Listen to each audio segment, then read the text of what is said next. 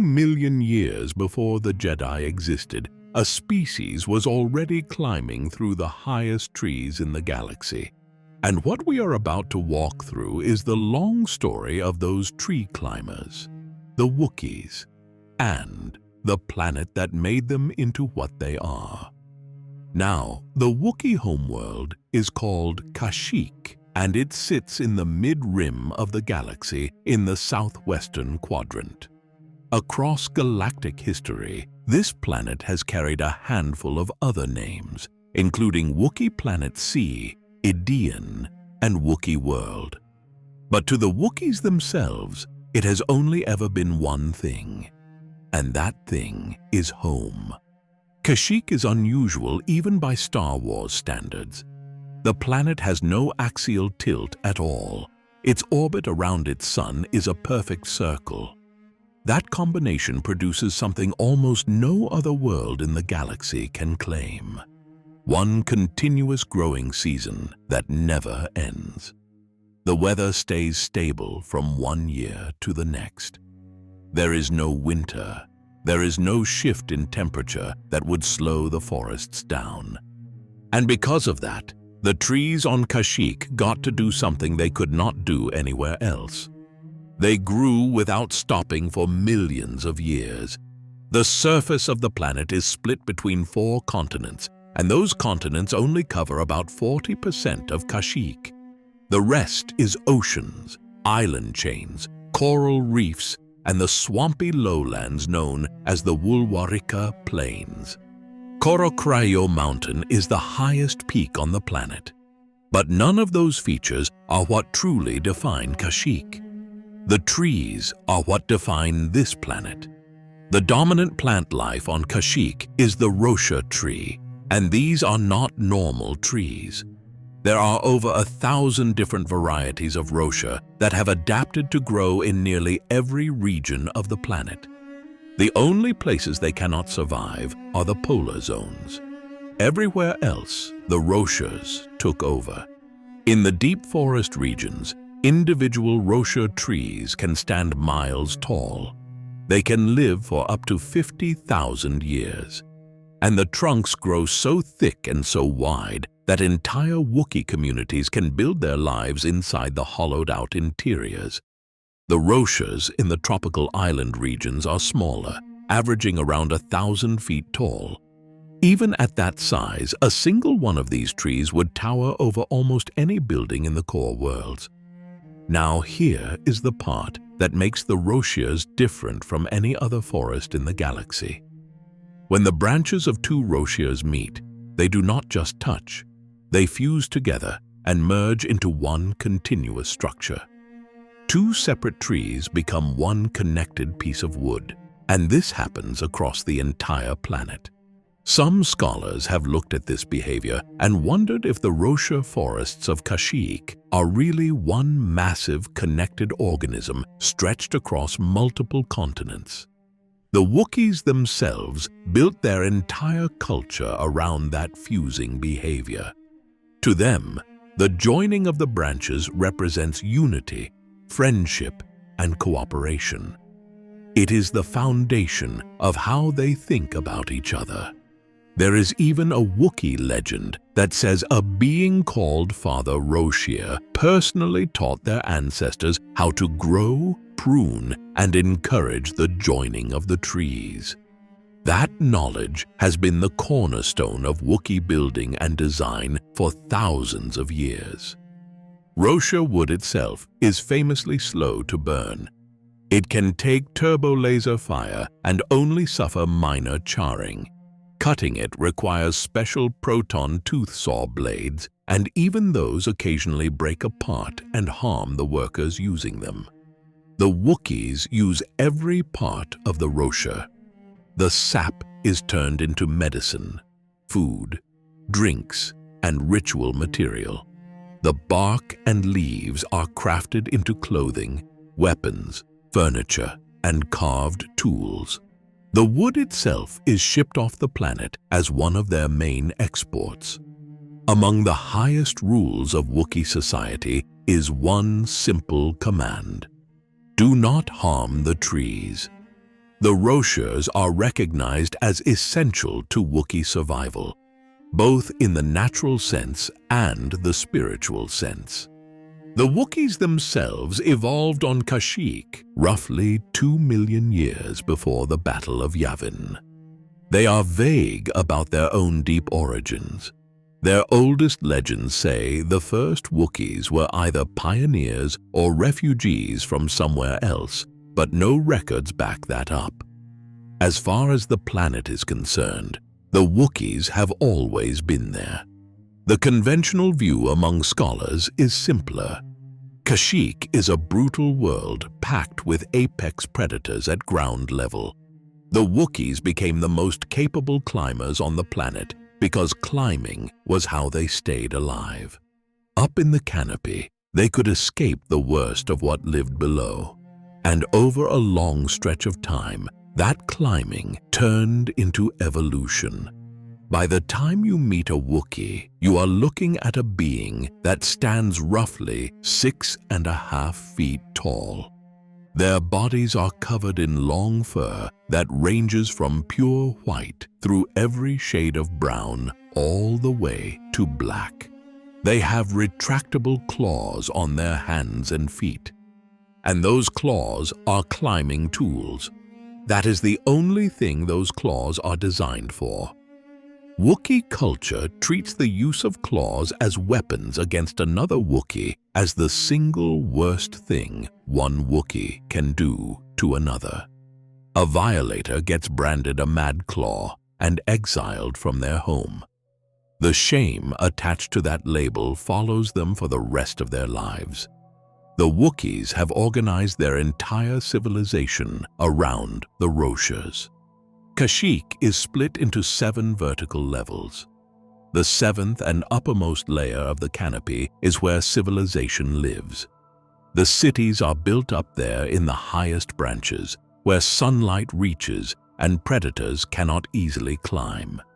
The deeper you go down through those 7 levels, the more dangerous the forest becomes. Even the bravest Wookiees rarely venture below the 4th level. And the very bottom, the actual forest floor, has a name that every Wookiee fears. And that name is the Shadowlands. Some also call it the Netherworld. It is a dim place choked with fungus, where the canopy blocks almost all sunlight from reaching the ground. Terentatex roam down there, along with Kinrath, Rakatan, and other apex predators that have never seen the sun. For a young Wookiee preparing to become an adult, the Shadowlands serve as a place of testing. For everyone else, the lower forest is a place of fear. Wookiee cities reflect the trees themselves. Wookrooro, the deep forest city where Chewbacca was born, is built across the linked branches of close-growing Roshers. The whole settlement weaves between trunks that have grown together over generations. Coastal cities like Kachirho work a little differently because the Roshers there grow further apart. Each of those tree communities sits on its own giant trunk. And despite living in the trees, the Wookiees are not primitive. Their buildings include advanced technology, refined metalwork, and engineering that works with the living Roshers instead of cutting them down. The Wookiees speak a language called Shiri Wook. The word itself translates roughly as tongue of the tree people. The shape of the Wookiee throat means they physically cannot speak Galactic Basic Standard, the common language of the rest of the galaxy, but they can still understand it perfectly. Wookiees pick up languages quickly and easily handle multiple foreign tongues, even though their voices can only produce the growls and roars of Shiri Wook. Their entire culture rests on 3 core values that go back to the deepest parts of their history. Family comes before almost everything else. Joy sits right alongside it, and harmony is what holds the two together. Those values are celebrated every year during their most sacred holiday, Life Day, which takes place at the Tree of Life. The Wookiee social structure also includes something called the Honor Family. An Honor Family is a chosen circle of friends who pledge to lay down their lives for each other. It exists alongside the family a Wookiee was born into, and it carries the same weight. Wookiees became known across the galaxy for their physical strength, and they have a famously short temper that comes out when their honor or their family is threatened. But the reputation as warriors hides what they actually are underneath. Wookiees are typically gentle, intelligent, and loyal beings. The highest compliment one Wookiee can give another is to groom them.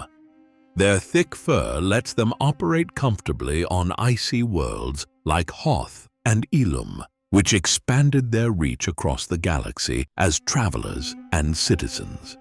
Their cultural weapons include the bowcaster, a handmade crossbow that fires plasma-covered metal arrows, the rake blade, and Wookiee long guns whittled directly from Roshar wood. And from the very beginning of their history, the Roshars have been everything to them. The trees are home, identity, and faith all at once. Every event that follows in this story flows out of that bond or pushes against it. Because what is about to come for the Wookiees is a long line of beings who would look at this jungle world and see something worth taking.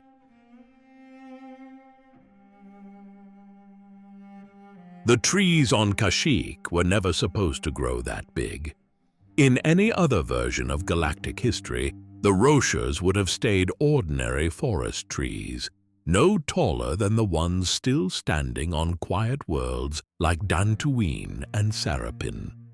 But somewhere around 33,000 years before the Battle of Yavin, an alien empire arrived at the Wookiee homeworld and changed the planet on a level no Wookiee at the time could understand. That empire was called the Infinite Empire. The species behind it was called the Rakata, and to the wider galaxy, those Rakata were also remembered by another name, the Builders. To understand what the Rakata did to Kashyyyk, you have to start with where they came from. The Rakata grew up on a planet called Lehon, deep in the unknown regions of the galaxy. In their earliest years, they were a primitive species with no real grasp of the wider universe around them. What changed everything was a visit from another race called the Kwa. The Kwa were reptilian beings strong in the Force, and they wanted to share what they knew with younger species. So they handed the Rakata everything. They taught them about the Force itself. They gave them advanced technology, including their greatest invention, the Infinity Gates, which allowed beings to travel from one world to another in a single step. The Kwa thought they were lifting up a future ally. The Rakata took the gifts and rejected the lessons. The Kwa had taught them about balance. The Rakata threw all of that out and reached straight for the dark side of the Force. Once they had absorbed enough Kwa technology to stand on their own, the Rakata turned on their old teachers and forced them off Lehon entirely. From there, the Builders did something the galaxy had never seen before. They invented the very first hyperdrive, and they powered it by drawing on the Force energy of the prisoners they captured. With that engine humming under their fleets, they began conquering everything around them. By 35,000 years before the Battle of Yavin, the Rakata controlled the largest empire in galactic history. The Infinite Empire stretched from the unknown regions across the entire eastern half of the galaxy, with more than 500 worlds under Rakatan rule, around 10 billion Rakata warriors at the top, and roughly 1 trillion captives held beneath them. The list of species the Rakata ruled reads like a galactic preview of the future. The Selkath of Manaan, the Kumumga of Tatooine, the Nogri of Honogar, the early humans of Coruscant, the natives of Corellia, and among all of them, the Wookiees of Kashyyyk. Sometime before 33,598 years before the Battle of Yavin, Rakatan forces showed up in orbit around Kashyyyk and added the Wookiee homeworld to their empire. The Wookiees at this point were primitive forest dwellers compared to their conquerors. They had bowcasters and reek blades. The Rakata had starships, advanced weapons, and the ability to flatten entire sections of forest at will. There was no contest. The Wookiees lost their planet without ever having a real chance of holding it. But the Rakata did not arrive on Kashyyyk just to take prisoners. They came with a plan. Kashyyyk was rich in the Force, the kind of resource the Rakata always valued, and the Rosha forests offered something they could turn into a major asset. So the builders installed a massive terraforming computer on the surface of the planet, a machine designed to manipulate the trees themselves at the roots.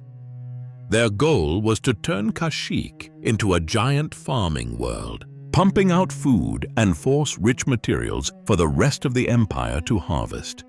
The terraforming machine started rewriting the Roshas from the inside, speeding up their growth and pushing them in directions they would never have taken on their own. This is the part of the story that flips everything we thought we knew about the Wookiee homeworld. The miles-tall Roshas that became the symbol of Kashyyyk were not a natural phenomenon. They were the result of alien engineering. Without the Rakata's machine quietly running underneath the canopy, the Roshas would have stayed normal forest trees. Petrified remains found on Kashyyyk dating back 50 million years suggest that Roshas originally evolved on the planet, so the trees themselves were always there. They were just never that big until the builders started rewriting how they grew. While the terraforming machine ran in the background, the Rakata also worked Wookiees directly into their empire. Captured Wookiees were taken off-world as forced labor. Some were shipped to the Star Forge, the massive factory that orbited a star and produced Rakatan warships out of pure dark side energy. The Star Forge ran on suffering. It fed on the dark side that came off the captives forced to power it, and it turned that pain into a fleet that kept the infinite empire running. Wookiees, along with countless beings from other species, were poured into that machine to feed its hunger. For thousands of years, the Rakata sat at the top of the galaxy with no real challenges. Around 25,793 years before the Battle of Yavin, the Infinite Empire hit its peak. By then, the builders had reshaped dozens of worlds, from the Rosha canopy of Kashyyyk all the way to the lava landscapes of Serapin. Then came the fall. A civil war broke out between Rakata clans, made worse by the Star Forge feeding their dark side aggression back into them. On top of the war, a strange illness swept through the species, and that illness only affected the Rakata. Other species inside the empire were untouched. By around 25,200 years before the Battle of Yavin, the Rakata themselves had been hollowed out from the inside. That was the moment the captives across the empire struck back. World after world threw off their Rakatan masters as the empire fell apart, and the Wookiees of Kashyyyk were among the species that broke free. As things collapsed, the surviving Rakata pulled back toward Lehon, abandoning the worlds they had spent millennia ruling. And here is where they made a small mistake that ended up changing Kashyyyk forever. When the Rakata left, they did not turn off their terraforming computer. They walked away from it. The machine kept running with nobody watching it. The Rakata lost contact with the computer somewhere around 33,598 years before the Battle of Yavin.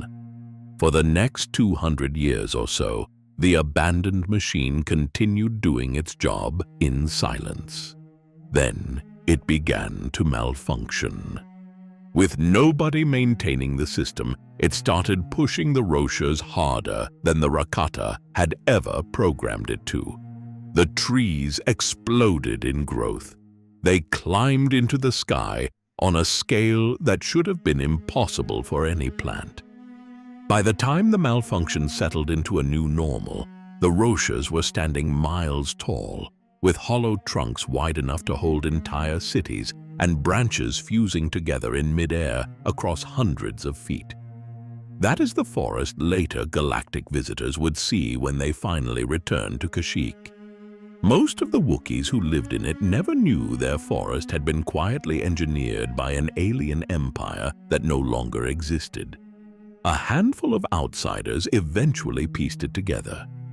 A Jedi historian named Jolee Bindo, who would much later live as a hermit in the Shadowlands during the days of Revan, studied a Rakatan computer he found near a hidden star map deep in the lower forest.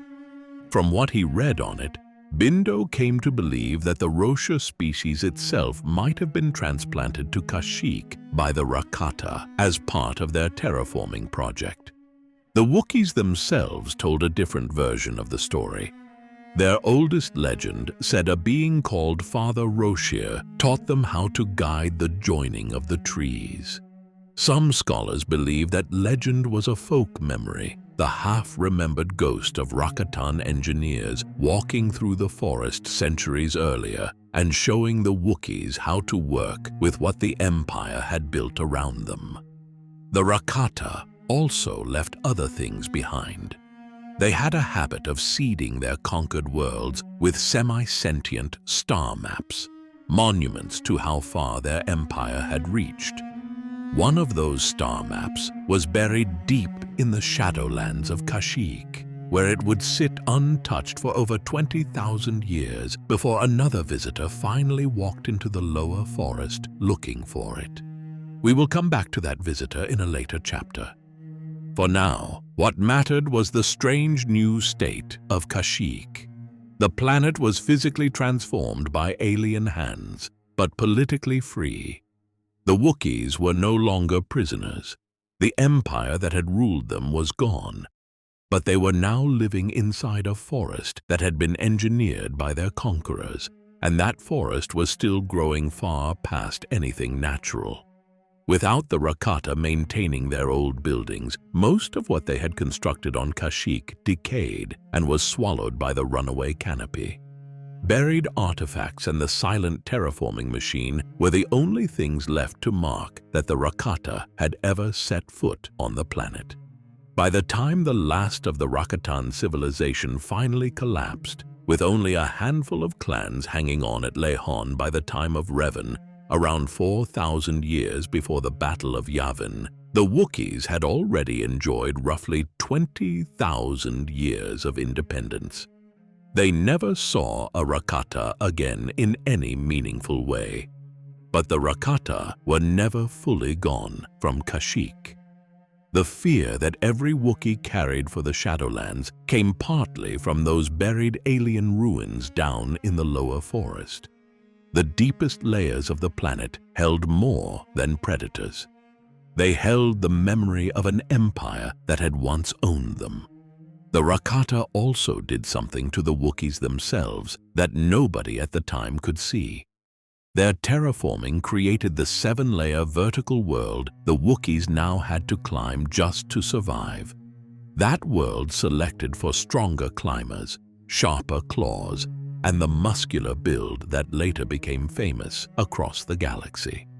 Some Legends-era historians, with Jolee Bindo at the front of the line, argued that the Wookiees the wider galaxy would later meet were partly the accidental product of Rakatan farming.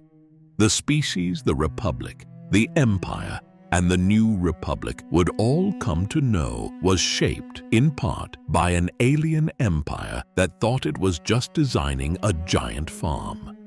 After the builders left, Kashyyyk fell into a long, isolated dark age. For tens of thousands of years, no organized civilization came calling. The Wookiees rebuilt their own culture inside the giant forest with no outside influence at all. The unbroken seven-level society, the deep reverence for the trees, the warrior tradition of going down into the Shadowlands as a rite of passage, all of it formed during that long, quiet stretch. By the time the Wookiees finally re-entered the wider galaxy, they would arrive as a species with deep roots, fearsome strength, and a cultural memory of being held in chains that would shape every alliance and every revolt that followed. The Rakatan shadow on Kashyyyk is therefore both physical and political.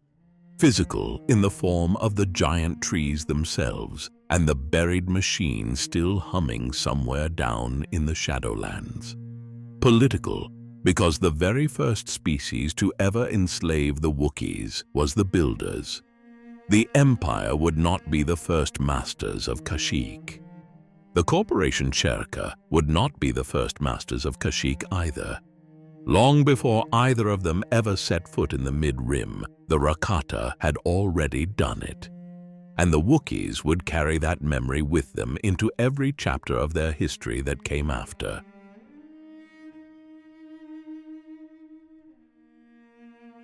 An old Wookiee climbed down into the deepest part of the forest and found something that should not have been there.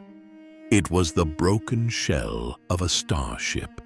And in that single moment, every assumption the Wookiees had carried about themselves and the universe began to come undone.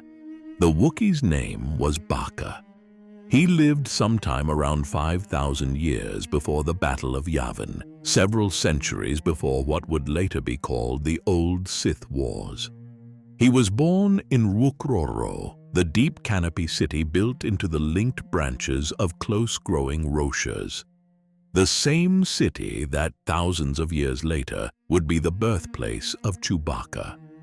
His name in Shiriwook translated as ally, or sometimes friend, depending on which Wookiee elder you asked.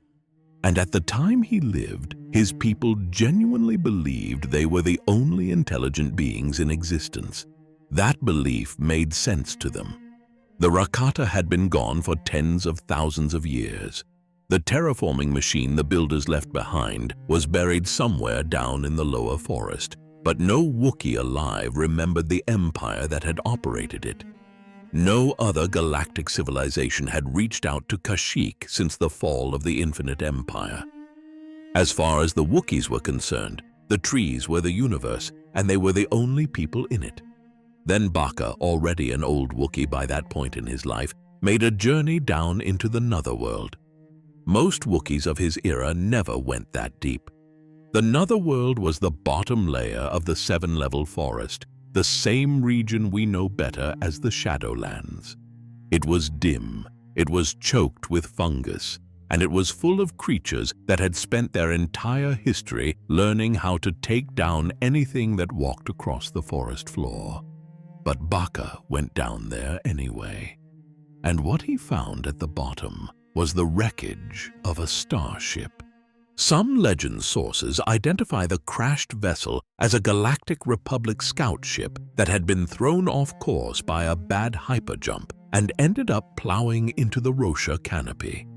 Whoever the pilot had been, they were long gone by the time Bacca walked up to the wreck.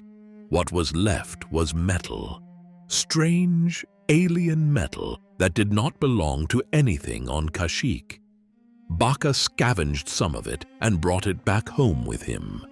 This is where the story changes scale. Bacca did not just collect a souvenir from a curious crash. He took the metal he had pulled from the wreck and turned it into a weapon. A vibroblade with a long edge and a hand-carved Wookiee hilt. That weapon became known as Bacca's ceremonial blade, and it carried a meaning much bigger than its physical shape. It was the first time a Wookiee had taken something from outside their world and turned it into something that belonged to Kashyyyk. The forge that produced that blade did more than shape metal. It announced that the Wookiees were no longer alone in the galaxy, and that whatever came from the wider universe could be made theirs. Bacca rose from there to become the first great Wookiee chieftain. He was much more than a village headman. He was a unifying leader whose authority crossed multiple settlements, who spoke for the Wookiees of Kashyyyk as a single people, and whose name would echo through the centuries.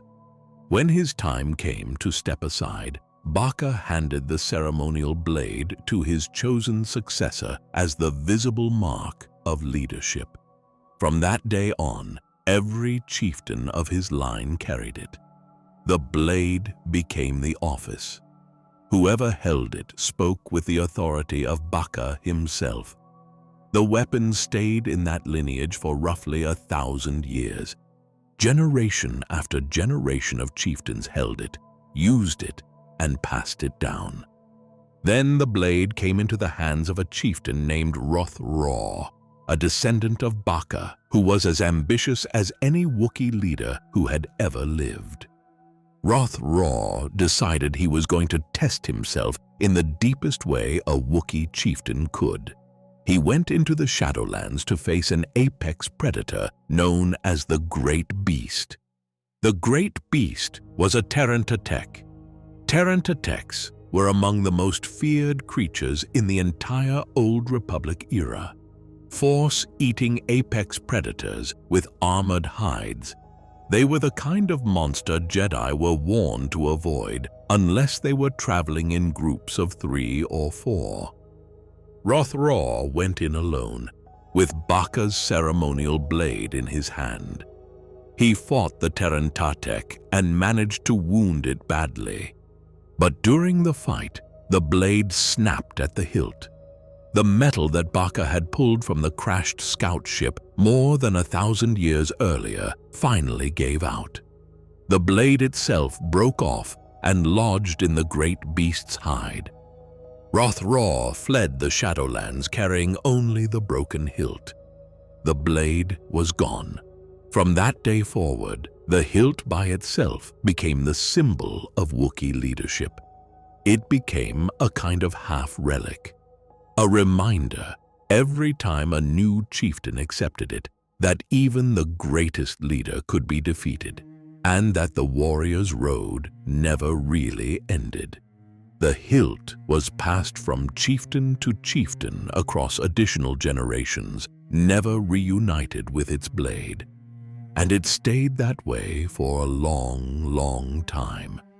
The blade itself would not be seen again until almost 1,000 years later, when a visiting Jedi named Revan would walk into the Shadowlands in 3956 BBY, find the missing piece, and restore the weapon. But that is a story for a later chapter. The respect for Bacca's name ran so deep that almost 5,000 years after his lifetime, a Wookiee child born in the same city of Wookroro in 200 BBY would be given a name that openly honored him. That child was Chewbacca. The Bacca inside his name is a direct reference to the ancient chieftain who founded the line. Even now, every time someone in the galaxy says Chewbacca, they are saying Bacca's name with him. While the chieftain line was being established, the rest of Wookiee civilization was being built around it. The Bacca era is when the most important rules of Wookiee culture were locked in. The first of those rules was the life debt. The story behind it is small enough to feel like a fairy tale. A young Wookiee named Urothko nearly lost his life down in the Shadowlands. An elder Wookiee named Stalpok saved him. In gratitude for being pulled out of certain harm, Urothko pledged his entire life to Stalpok's service. He would never leave Stalpok's side. He would protect him, work for him, and follow him for the rest of his days. That story was carried from village to village across Kashyyyk. It was passed through tribe after tribe until it stopped being just a story and became sacred Wookiee law. Under that law, when one being saves the life of another, the rescued Wookiee may pledge themselves into lifelong service to the rescuer. The obligation does not have to stop with the rescuer either. It can extend outward to that being's family and even to that family's children. And here is what makes the life debt different from any other tradition in the wider galaxy. It does not end with the passing of the Wookiee who owes it. After that Wookiee is gone, surviving children or honor family members may inherit the debt and continue serving the rescuer's lineage themselves. Alongside the life debt came the institution of the honor family. An honor family is a Wookiee's chosen circle of closest friends, beings who pledge their own lives for one another with the same weight as relatives by birth. Honor families could even nest inside each other, with multiple Wookiees overlapping their pledges across different groups. The result was a Wookiee society shaped like a layered web of obligations. Family by birth on one level, honor family running parallel, life debts threading across both. The chieftain's authority sitting on top of all of it. Every relationship reinforced by ritual, and every ritual built on top of stories like Urothko and Stalpok that had been passed down for centuries. The Bacca era also gave Wookiee culture its rite of passage, the Kashyyyk.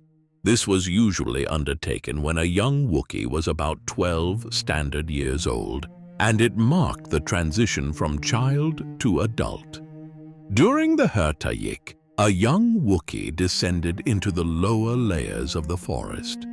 They had to learn how to avoid Shadowlands predators on their own. They had to figure out which plants were safe to eat. They had to find their own freshwater springs. They had to craft survival tools out of Rosha bark, branches, and sap. The ceremony culminated in a hunt. The young Wookiee was expected to take down a Quillorat or a Katan, then return home with the trophy. A successful hunter came home with adult status. A failed one had to keep trying. Some young Wookiees never made it back from the Kashyyyk at all. The Kashyyyk also worked as a courtship ritual. A Wookiee proposing marriage might present a freshly hunted Quillorat as a proposal gift. Acceptance was signaled by the proposed partner biting into the soft underbelly of the animal, which was one of the few unprotected parts of it. Marriage and the hunt were tied together as one cultural moment, the same way honor and family had been tied together by Bacca and the chieftains who came after him. Throughout this entire pre-Republic era, the Wookiees had no formal contact with the wider galaxy. Bacca's crashed scout ship was the exception, not the rule. Most Wookiee chieftains across this 1,000-year stretch ruled in nearly complete isolation. But there was one outside species that did make contact during this period, and that contact would shape the next several thousand years of Wookiee history. They were called the Trandoshans, and they came from the planet Trandosha, also known as Dosha, which sat near Kashyyyk in the mid-rim of the galaxy. The Trandoshans were a reptilian species, and from the moment they ran into the Wookiees, they treated them as a target. They came in for slaver raids. They organized hunting expeditions to track Wookiees as game. They started border fights that grew into open conflict across the centuries. The Trandoshans would become the eternal enemy of Kashyyyk, the one species the Wookiees would never fully make peace with, and the source of every major Wookiee slaver crisis to come. The bad feeling that started in the Bacca era would still be running hot thousands of years later when Trandoshans showed up working as muscle for an imperial governor on the very planet they had been raiding for millennia.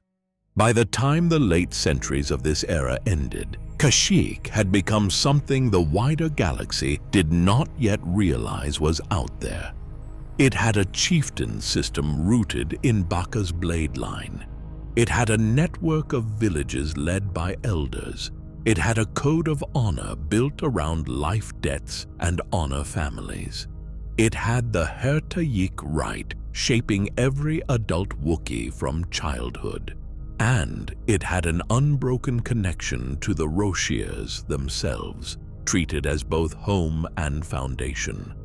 When the next outsiders finally did arrive in force, they would not find a primitive species ripe for the taking. They would find a civilization, a fully formed Wookiee culture with 1,000 years of warrior tradition forged in the Shadowlands, a buried memory of slavery passed down from the Rakata era, and a chieftain still carrying the broken hilt of the founder's blade. None of that was going to matter to the corporation that came calling next. They had their numbers, they had their paperwork, they had their orbital ships, and they were about to put an entire planet back into chains. They were called Czerka.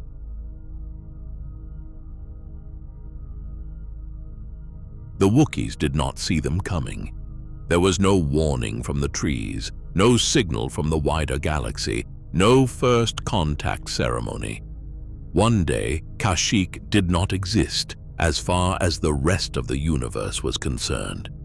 The next day, a corporate survey team was in orbit, pricing the planet down to its individual Roshers and the people living inside them. The year was 4020 BBY, 4,000 years before the Battle of Yavin, and the Wookiees had just been pulled back onto the galactic map for the first time since the Rakata left. The survey team belonged to the Czerka Corporation. Czerka was a galaxy-spanning megacorp with a reputation that traveled ahead of every job they took. The corporation was known across the Republic for two things in particular. They were ruthless when it came to pulling resources out of any world they got their hands on, and they ran what they openly called legal labor operations, where prisoners from across the galaxy were taken from their home planets and put to work for whoever paid the most. The whole system was technically permitted by loopholes in galactic law. If a target species lived in a sector outside Republic protection, or if a planet's political status was murky enough on paper, Czerka could turn that gray area into a profit margin. Kashyyyk fit perfectly into that gap. The first thing Czerka did when it claimed Kashyyyk was rename it. The corporation gave the planet a new title on its official records, a sterile code that read G5623. That string of numbers and letters erased the Wookiees' own name for their homeworld and turned it into a numbered asset on a balance sheet. Then the stockholders held a vote back in the core worlds, and the planet was renamed yet again. This time, the world became Idean. The new name was specifically built to legitimize the corporation's presence on the world and to bury any mention of the Wookiees themselves from the Republic public eye. As far as Czerka's official paperwork was concerned, there were no Wookiees on Idean. There was just lumber, real estate, and a labor force. Czerka had recognized the value of the Wookiees almost immediately. The species checked every box that made them ideal candidates for Czerka's labor system. They were physically stronger than almost any humanoid species in the galaxy. They were technically capable, able to learn machinery and tools quickly. They had long lives, often stretching past 400 years, which meant a single captured Wookiee could be put to work for centuries. and their deep cultural instinct toward loyalty meant they could be conditioned to obey if their handlers were patient enough. To Czerka, every Wookiee was a long-term investment. Taking Wookiees off-world as captives was technically against Republic law. But Czerka had its loophole, and the corporation rode that loophole hard. With orbital control, armored troopers, attack droids, and blaster weapons that the Wookiees had no answer for, the company beat down most of the early resistance on the surface. The Wookiees were strong. They had warrior tradition. They had the Roshas themselves on their side. None of those advantages mattered when the people invading them could rain fire from orbit. Across the planet, Czerka set up its operation with the cold efficiency of a corporation that had done this before. They built spaceports across the canopy. They built processing facilities for sorting and shipping their prisoners. They built lumber operations that started cutting into Rosha forests for off-world export. The corporation was harvesting the planet on 2 levels at once, taking both the trees and the people and shipping them to wherever the highest bidder lived. Wookiees who were captured were tagged with corporate codes, fitted with control collars, and shipped to markets all across the galaxy. Many of them ended up in the rougher Outer Rim worlds. Some were handed off to pirate operations. Others were sent to work in industrial labor camps. A few of them ended up in pit-fighting circuits, where their physical strength made them main attractions in arena events they were never given the option to refuse. Almost none of them ever saw Kashyyyk again. The trauma left behind on the planet itself was enormous. Generations of Wookiee children grew up under the shadow of Czerka raiders. Stories of vanished family members, taken off-world and never returned, became a permanent feature of Wookiee oral tradition. An entire species was being psychologically reshaped by what was being done to them. But here is the part of this story that matters most. Wookiee culture did not break. Even under Czerka's grip, it survived. The Kashyyyk ceremony continued in hidden villages where elders walked the next generation through the same rite of passage Bacca had helped lock in centuries earlier. Bacca's broken hilt was still being passed down from chieftain to chieftain, never falling into Czerka hands. Life debt traditions held firm even among Wookiees who had been forced into captivity. Some Wookiees managed to escape off-world, and they formed scattered exile communities on other Republic and Outer Rim planets, carrying their customs with them and adjusting them to fit their new circumstances. The trees might have been falling. The people were not bending. The Czerka era also brought the old Wookiee and Trandoshan rivalry to a new level of nastiness. Trandoshan raider gangs from the nearby world of Dosha jumped at the chance to work alongside the corporation, signing on as bounty hunters and capture squads under official Czerka contracts. The same species that had been raiding Kashyyyk for thousands of years now had a corporate sponsor. They had blaster weapons. They had a built-in customer waiting on the other end of every job. And the Wookiees they hunted were now legally classified as merchandise on a Czerka shipping list. While all of this was unfolding on Kashyyyk, the wider galaxy had its own problems closing in. The Sith Empire engineered a dark side campaign known as the Great Hunt. The hunt drove Terentatex loose across multiple worlds, including Kashyyyk. Among those who fell during the campaign was a Jedi Knight named Gun Han Saresh, who lost his fight against a Terentatek deep in the Shadowlands. It was one of the few times during this entire era that a Jedi was actively engaged on Kashyyyk. The corporation kept doing business right above the canopy while Saresh fought and fell in the lower forest below. A few decades after that, the Mandalorian Wars erupted across the galaxy. The Mandalorians, looking for strategic targets, took a long, hard look at Kashyyyk. The planet sat at a major hyperspace junction, and capturing it would have given them a huge advantage. So Mandalorian strategists started drawing up invasion plans. Their plans included some serious options, including burning down enormous sections of the Rosha forest and even melting entire continents from orbit just to clear open ground that their forces could actually fight on. The Rosha canopy was that hostile to outside militaries. In the end, the Mandalorians decided not to invade. The cost in materials, time, and lost troopers was too high relative to whatever they would gain. Kashyyyk had effectively saved itself by being too dense, too tall, and too dangerous to occupy efficiently. The Mandalorians moved on and looked for easier worlds to conquer. The trees that the Rakata had supercharged thousands of years earlier were now functioning as a planetary shield against one of the most feared military forces in galactic history. It was during these Mandalorian Wars that another important figure quietly arrived on Kashyyyk. A self-exiled Jedi named Jolee Bindo settled in the Shadowlands and made the lower forest his home. He became a hermit.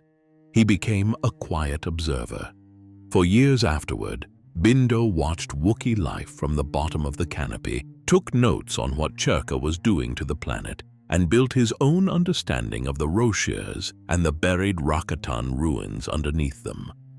On the eve of the Jedi Civil War, the political situation among the Wookiees themselves had reached a breaking point. The chieftain at that moment was a Wookiee named Freya, who ruled from Wookrooro. Freya had two sons. The elder was named Chundar. The younger was named Zalbar. Both were prominent warriors. Both were widely respected across Kashyyyk. And one of them was about to commit one of the worst betrayals in Wookiee history. Chundar, the older brother, secretly cut a private deal with Czerka. The terms of the arrangement were straightforward. Chundar would hand over selected Wookiees to the corporation as captives. In exchange, he would receive Czerka weapons, Czerka resources, and personal political power. He was selling out his own people for a seat at a corporate table. Every Wookiee delivered to Czerka under this deal was a Wookiee whose own chieftain's son had handed them over. Zalbar found out what his brother was doing. The younger brother put the pieces together, and when he confronted Chundar in person, the rage took him over. In the heat of that argument, Zalbar attacked his brother with his retractable claws, the most forbidden act in all of Wookiee culture. The claws were a tool for climbing, never a weapon to be used against another Wookiee. By raising them in combat against Chundar, Zalbar broke one of the most sacred rules his people had. He was branded a Madclaw on the spot and exiled from Kashyyyk in 3976 BBY. The younger brother, who had been right about everything, was now an outcast cut off from his own civilization. The corruption stayed in place, while the whistleblower got thrown out. Freya eventually learned the truth about Chundar's deal with Czerka. The chieftain confronted his elder son directly, ready to remove him from any position of power. But Chundar had already been busy. He had built up a faction of loyal Wookiees armed with Czerka weapons, and Freya was overpowered before he could do anything about it. Chundar then exiled his own father into the Shadowlands. Freya wandered the lower forest layers for years afterward, growing wild, half-feral, and eventually convinced that Czerka and Chundar's warriors were hunting him through the trees. With Freya removed and Zalbar gone, Chundar took the throne of Wookrooro for himself. The first thing he did was open the gates of the Wookiee capital to Czerka. The corporation had finally found what it always wanted on Kashyyyk: a cooperative chieftain who would oversee the labor operation himself. Wookiees on Kashyyyk now had their own people running the operation that was shipping them off-world. The Wookiee capital was effectively a Czerka branch office with fur on it. Chuundar set up a new policy at Czerka's request. Every Wookiee on Kashyyyk was required to learn how to understand Galactic Basic, the common language of the Republic. The official excuse was that learning Basic would help Wookiees understand their enemies. The real reason was much simpler. Wookiees who could understand Basic could obey orders shouted at them by Czerka overseers. The language requirement was a control method dressed up as cultural education. Across the planet, Czerka's grip tightened harder than it ever had before. More captives were taken, more Roshar forests were harvested. The Wookiee resistance, which had been struggling for centuries to organize, was now leaderless. With Freyr gone and Zalbar exiled, no major figure was left to rally around. The resistance was scattered. Outwardly, Czerka projected an image of a peaceful corporate partnership with the Wookiees of Kashyyyk. Internally, this was the peak of Wookiee captivity under the entire Old Republic. Most Wookiees on the planet were prisoners in everything but legal name, working under their own corrupted chieftain and his Czerka backers. Then the Jedi Civil War broke open across the galaxy. The former Jedi Revan and Malak returned at the head of a Sith fleet, and the entire Republic was thrown into a war that almost nobody had seen coming.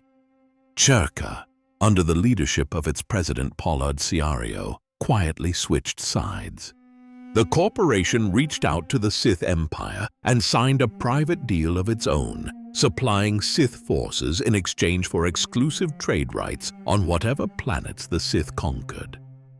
On Kashyyyk, that Sith and Czerka alliance meant the prisoner operation was about to get supercharged. More resources, more military protection, more contracts. Chuundar's hold on Wookrooro was about to become harder to break than it had ever been. Except the people who would eventually break it were already on their way. A former Sith Lord with no memory of who he used to be, traveling under a Jedi cover identity with an exiled Wookiee Madclaw at his side. The corporation had no idea who was about to walk into their operation.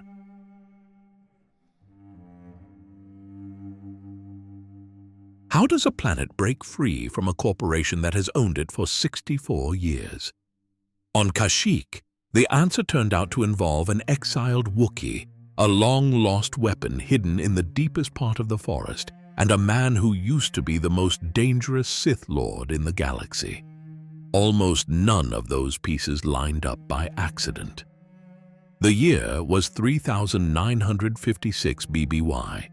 The Jedi Civil War was tearing through the Republic, and at the center of that war was a man named Revan. Revan had been a Sith Lord, one of the two who had returned from the unknown regions at the head of a Sith fleet to attack the Republic he used to defend. But before he could finish what he started, his apprentice Malak betrayed him on the bridge of his own flagship. The Jedi Council, led by Bastila Shan, recovered the wounded Revan, wiped his memory, and reprogrammed him with a new identity as a loyal Jedi. He had no idea who he used to be. He woke up believing he was someone else entirely, and the Council sent this brand new version of him out into the galaxy to find a series of ancient star maps that would lead them to the Sith superweapon known as the Star Forge. Revan's search took him from world to world aboard a freighter called the Ebon Hawk. He visited Dantooine, then Tatooine, then Manaan, then Korriban, And finally, Kashyyyk, where one of the star maps was buried somewhere in the planet's Shadowlands. He did not know what he was walking into. He did not know that the planet had a corporation strangling it. He did not know that the Wookiee at his side had a personal connection to the very chieftain selling out his people. None of that information was in his head when the Ebon Hawk dropped out of hyperspace above the Roshas. That Wookiee at his side was Zalbar. Zalbar had spent the years since his exile drifting around the Outer Rim, mostly trying to stay alive. At some point, he had ended up captured by a Trandoshan raider crew on the planet Taris. That is where Revan met him. Revan freed Zalbar from his captors, broke him out of his cell, and gave the Wookiee his life back. Zalbar bound himself to Revan from that moment on. That oath is the only reason Zalbar agreed to return to Kashyyyk at all. The planet had thrown him out. His own people had branded him with the worst label in their culture. Going back meant possibly being attacked on sight. But Revan needed to find that star map, and Zalbar had pledged his life to Revan. And the life debt did not have an off switch. So when the Ebon Hawk landed in the Czerka spaceport built into the Roshas of Wookiees, the exiled Madclaw walked back into the city that had cast him out. What they found waiting for them was uglier than anything Revan had seen on the previous worlds in his search. Czerka patrols moved openly through the Wookiee city. Wookiees walked with their heads down, beaten into a kind of working obedience that had taken decades to settle in. The corruption Chundar had brought to Wookiees was now baked into every level of the operation. Within minutes of arriving on the Great Walkway, the Ebon Hawk crew watched a Czerka patrol attack a Wookiee prisoner right in front of them, just past a broken sentry droid, out in the open. The casual cruelty of it almost drove Zalbar into a Madclaw rage on the spot. Revan had to physically calm him down before the entire mission collapsed in the first hour. Revan figured out the political layout very quickly. Chundar was the keystone of the entire Czerka operation on Kashyyyk. The elder son of Freya was sitting on the Wookiee throne, flanked by Czerka guards, signing off on every shipment of his own people leaving the planet. Meanwhile, the rightful chieftain Freya was somewhere down in the Shadowlands, having been thrown out by his own son years ago, half feral by now and hiding in the lower forest layers. The whole structure of legitimate Wookiee government had been turned upside down. The traitor sat on the throne. The real chieftain hid in the dirt. When Zalbar reached Chundar's hall and saw who was sitting on the throne, the situation got even worse. Chundar had spent years preparing for this moment. He forced his exiled younger brother to kneel before him in front of every Wookiee in the room. It was a public power play, a reminder that even after years away, Zalbar was still a Madclaw and still beneath him. Chundar then held Zalbar effectively hostage in the village, while Revan was sent off on a series of so-called missions. Those missions were designed to do two things. They would consolidate Chundar's power, and they would keep Revan busy and away from anything that might unravel the truth. Chundar dispatched Revan into the Shadowlands with two stated objectives. The first was to retrieve a Czerka star map for him, which was the cover story Chundar used to make the trip sound like business. The second objective was to track down a dangerous Madclaw who had been haunting the lower levels and remove him. What Chundar did not tell Revan was that the so-called Madclaw down in the Shadowlands was Freya himself, his own father, the chieftain he had thrown out years earlier.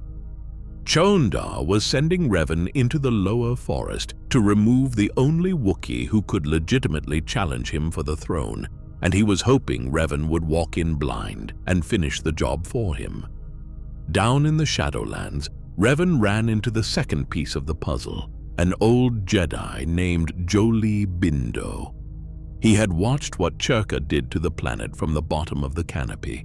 He had quietly studied the buried Rakatan ruins, and when Revan stepped onto his territory, the old hermit recognized something powerful in this stranger right away. Bindo agreed to help guide Revan deeper into the Shadowlands. He provided force training along the way, and he handed over key intelligence about Wookiee politics that Chuundar had specifically tried to hide. The two of them pushed deeper into the lower forest. Eventually, they found the figure Chuundar had described as a dangerous madclaw who turned out to be Fryer himself, the rightful chieftain. He was in rough shape. Years in the Shadowlands had broken him down. He was paranoid, half-wild, and convinced that any newcomer was a Czerka agent sent by his own son to finish him off. When Fryer saw Revan, he attacked on sight. He had no reason to believe a stranger walking into his hiding spot was anything other than a hired hand sent to remove him. Revan defeated him without finishing him off, and that choice ended up mattering more than anyone realized. By holding back when he had the upper hand, Revan proved he was not Chuundar's man. And once Fryer realized what had just happened, the chieftain finally calmed down enough to tell Revan the full truth. Chuundar had sold his own people to Czerka in exchange for weapons and power. Fryer was the rightful chieftain. The only way to take Chuundar off the throne was to recover Bacca's ceremonial blade, the founding symbol of Wookiee leadership. Whoever held that blade in Wookroro could speak with the authority of Bacca himself. And the authority of Bacca trumped any deal with a corporation. The catch was that the blade itself had been lost in the Shadowlands for over 1,000 years, lodged in the hide of the Terran Tatek that had broken it from its hilt. Revan now had to do what no Wookiee chieftain had been able to do in over 1,000 years. He had to go down there, find the great beast, and bring the blade back. He did exactly that. Revan tracked the Terran Tatek into the deepest layers of the lower forest and took the great beast down. He recovered the long-lost blade of Bacca, pulled it free from the creature's hide, and reunited it with the hilt for the first time in generations. The legendary weapon was whole again. While he was down there, he also performed an ancient Wookiee ritual that summons something called the Ritual Beast. Drawing it out by offering Kinrath remains, Revan defeated that creature too, and recovered additional artifacts of Wookiee chieftainhood that had been lost in the Shadowlands for decades. He came back up out of the lower forest with more legitimate Wookiee leadership relics in his possession than any single being had carried in centuries. Revan rejoined Fryer at the surface. The two of them put together a plan. They would walk into Wookroro openly, confront Chuundar in his own throne hall, and force a public showdown. The reunited blade would be the proof. Whoever held it had the authority. Chuundar had only the broken hilt. The legitimacy was now physically in Fryer's hand. When Revan and Fryer climbed up into Wookroro, the city had already started splitting in two. Some Wookiees still backed Chuundar. They had been told for years that Czerka was a partner, and they had built their lives around that lie. Others were starting to suspect the truth. Word was spreading that the exiled chieftain was alive, that the Madclaw exile had returned, and that something was about to happen in the throne hall. Both factions converged toward the same place at the same time. In the throne hall, the confrontation finally hit its peak. Fryer stepped forward, holding the reunited Bacca's ceremonial blade. Chuundar sat on the throne, holding only the broken hilt that had been the symbol of rule for generations. The visual told every Wookiee in the room exactly what had just happened. The relic was whole again. and it was not in the hands of the chieftain on the throne. Centuries of half-relic leadership had just been exposed as exactly what it was, a half-story dressed up as the real thing. Zalbar was there too, and he had to make his own choice. The brother on the throne was his own family. The exiled father holding the blade was also his own family. He had been pulled in two directions ever since walking back into Wookiees. Revan urged him to back his father. Zalbar made the call. He sided with Freya, stepped to the rightful chieftain, and openly declared that Chuundar had betrayed the Wookiee people by selling them out to Czerka. That was the moment. Combat erupted across the throne hall. Revan, Zalbar, and Freya fought through Chuundar's loyalists and the Czerka guards stationed inside. Chuundar himself was taken down in the fighting. The corrupted line of leadership ended right there. Freya was placed back on the throne of Wookiees as the legitimate chieftain of the Wookiee people.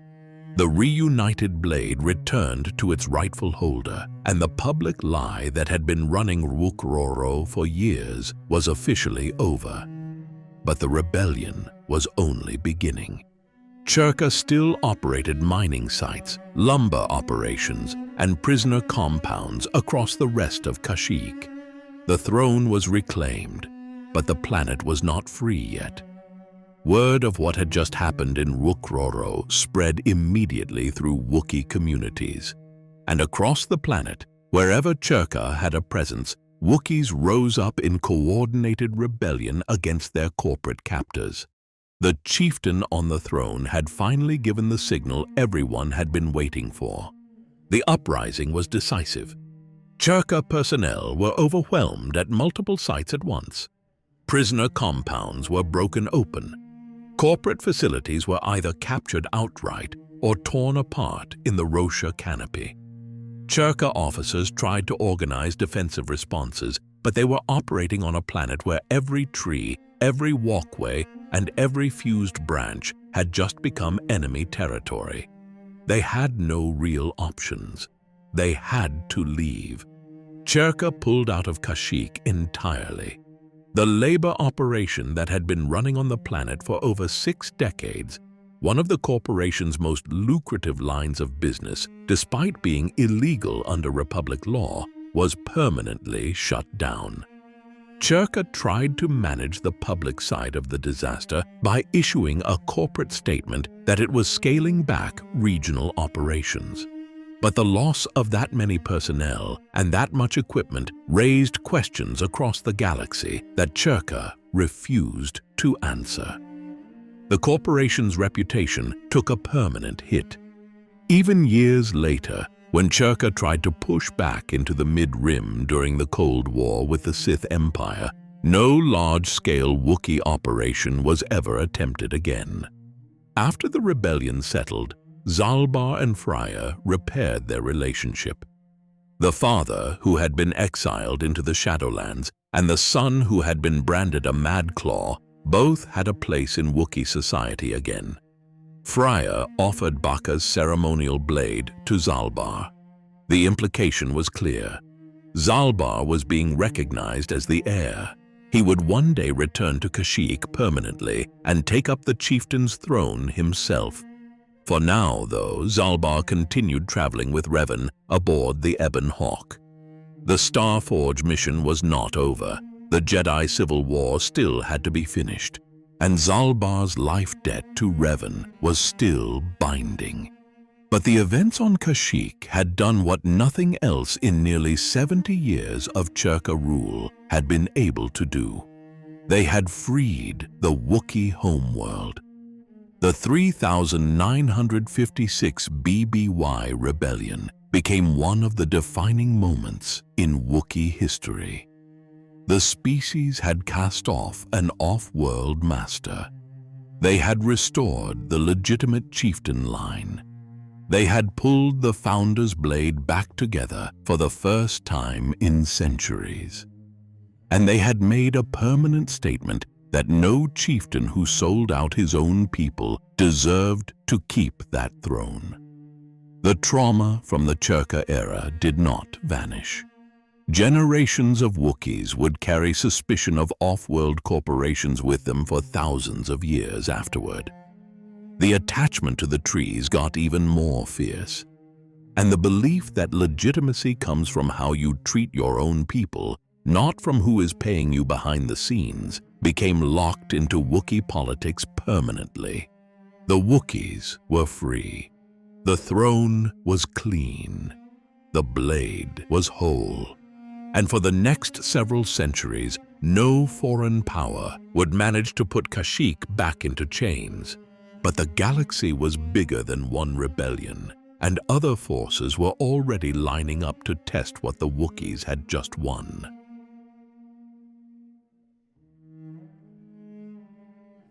For tens of thousands of years, the Wookiees had been stuck on a single planet. Then, within a few centuries of pushing Czerka off Kashyyyk, they had ships in the sky, allies across the galaxy, and a seat in the Republic Senate. The road that connected those 2 points was not a straight line, and it ran through some of the worst conflicts the galaxy ever produced. After Czerka pulled out in 3956 BBY, Kashyyyk went through a long stretch of recovery. Friar's restored chieftainship became the foundation that everything else would be built on. The throne was clean, the cities were healing, and Wookiees who had spent generations hiding their culture under corporate rule could finally practice it openly again. But healing was only the first step. Without ships of their own, the Wookiees were going to stay trapped on Kashyyyk forever, easy targets for the next raider crew that came calling. The breakthrough came from an unlikely source. The Wookiees captured a Trandoshan vessel, almost certainly from one of the raider gangs that kept hitting Kashyyyk in the years after the rebellion. Inside that ship was a hyperdrive. Wookiee shipwrights took the captured engine apart, studied every component, and figured out how it worked. Then they reverse-engineered it. For a species that had been confined to one planet for tens of thousands of years, this was a civilizational moment. The Wookiees had just walked into the modern galaxy under their own power. What followed surprised most of the Republic. Wookiee shipwrights started building hybrid vessels, combining Rosha wood construction with the new hyperspace technology they had cracked. Over time, those builds turned into a small but capable Wookiee merchant and exploration fleet. And the people leading the diplomatic outreach were not warriors. They were traders and navigators. Wookiees had a deep technical talent that off-worlders had constantly underestimated, mostly because all anyone ever noticed was the fur and the height. That talent ended up being the foundation of the species' galactic credibility. The first formal contacts were made with 3 Republic species, the Corellians, the Verpine, and the Alderaanians. Each of them sent envoys to Kashyyyk and welcomed Wookiee visitors in return. The Corellian connection ended up running the deepest. Corellia and Kashyyyk shared the same instinct for independent shipbuilding and the same love for skilled piloting. Wookiee captains who ended up on Corellia in this era often stayed for good, and quite a few married into Corellian smuggling networks that would still be running thousands of years later. Through those 3 friendships, the Wookiees were eventually welcomed into the Galactic Republic as a recognized member species. After tens of thousands of years of being effectively cut off from organized galactic life, Kashyyyk had a seat at the table. Membership came with real benefits, including access to galactic trade routes, formal Senate representation, and the protection of Republic law against any future operations like the one Czerka had just been driven out of. Czerka and the Trandoshans had both tried to revive the old labor business more than once after the rebellion. Republic membership made every one of those attempts harder. The Trandoshan problem, however, never really went away. From their nearby world of Dosha, Trandoshan raider gangs kept hitting Kashyyyk for centuries. They came for hunting parties. They came for trophies. They came for prisoners they could sell on the wider market. The reason was deeper than money. Trandoshan religion was built around a goddess called the Scorekeeper, who handed out points for difficult hunts. The harder the prey, the bigger the spiritual reward. And in the entire galaxy, no prey was harder than a Wookiee. That made Wookiees the highest value targets in the Trandoshan religious system. Over centuries, the two species locked into a cycle of raid and counter-raid that shaped the way Wookiees fought. Bowcasters and reek blades both evolved in direct response to Trandoshan blasters. Then came the new Sith Wars. By 1003 BBY, a unified Sith order called the Brotherhood of Darkness, led by Lord Skier Khan, had pushed across huge sections of the galaxy. Kashyyyk was one of their conquests. The planet fell under Sith control as part of a much larger block of worlds the Brotherhood was running. This was one of the less documented disasters in Wookiee history, but the oral traditions tell the basic shape of it. Dark side warlords came down into the Shadowlands. Wookiee warriors got pulled off-world for Sith labor projects, and the trees themselves felt the weight of another off-world master. That occupation did not last long. In 1000 BBY, the 7th Battle of Yuuzhan went catastrophically for both sides. Lord Hoth's Jedi Army of Light triggered a weapon called the Thought Bomb, which wiped out most of the Sith and most of the Jedi present. In a single event, the Brotherhood of Darkness shattered. Sith control of Kashyyyk collapsed almost overnight. The Wookiees came back into Republic membership, and the galaxy entered the long, stable 1,000-year stretch that would last until the Clone Wars. That millennium was the era when the Wookiees finally became a normal galactic species. Kashyyyk-built freighters were prized in certain sectors. Wookiees served as honor guards for diplomats. Wookiee merchants were running routes from the mid-rim straight into the core worlds. Wookiee senators began representing Kashyyyk in the Galactic Senate. The last of those before the Clone Wars was a Wookiee named Yaruah, who held the Kashyyyk seat and who would later be among the senators arrested when Palpatine reshaped the Republic into the Empire. The Republic-era Wookiees also founded something called the Kla Tuvok Guild. The Guild was an elite group of Wookiee navigators that secretly mapped hidden hyperspace routes near Kashyyyk. Those routes, called Kla Tuvok routes, gave the Wookiees and any Republic ally they trusted a major strategic advantage in the region. If you knew the Kla Tuvok routes, you could move through mid-rim space in ways your enemies could not predict. That secrecy would matter enormously when the Clone Wars finally arrived. One Jedi in particular built a personal bond with the Wookiees during this long era. His name was Yoda.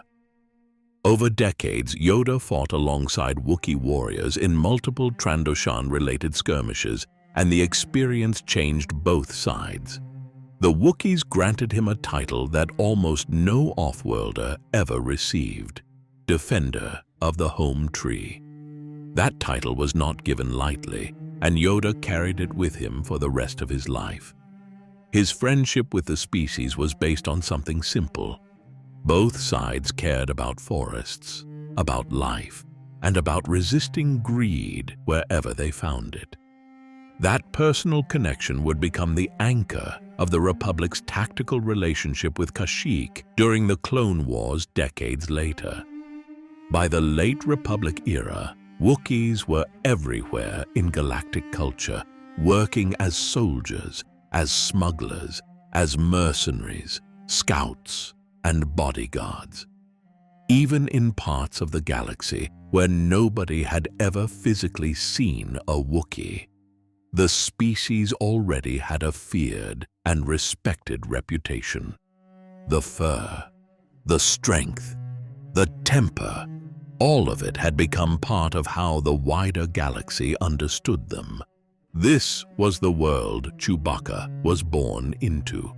He came into existence in 200 BBY in Rwukroro, the same deep forest city where Bacca had been born almost 5,000 years earlier.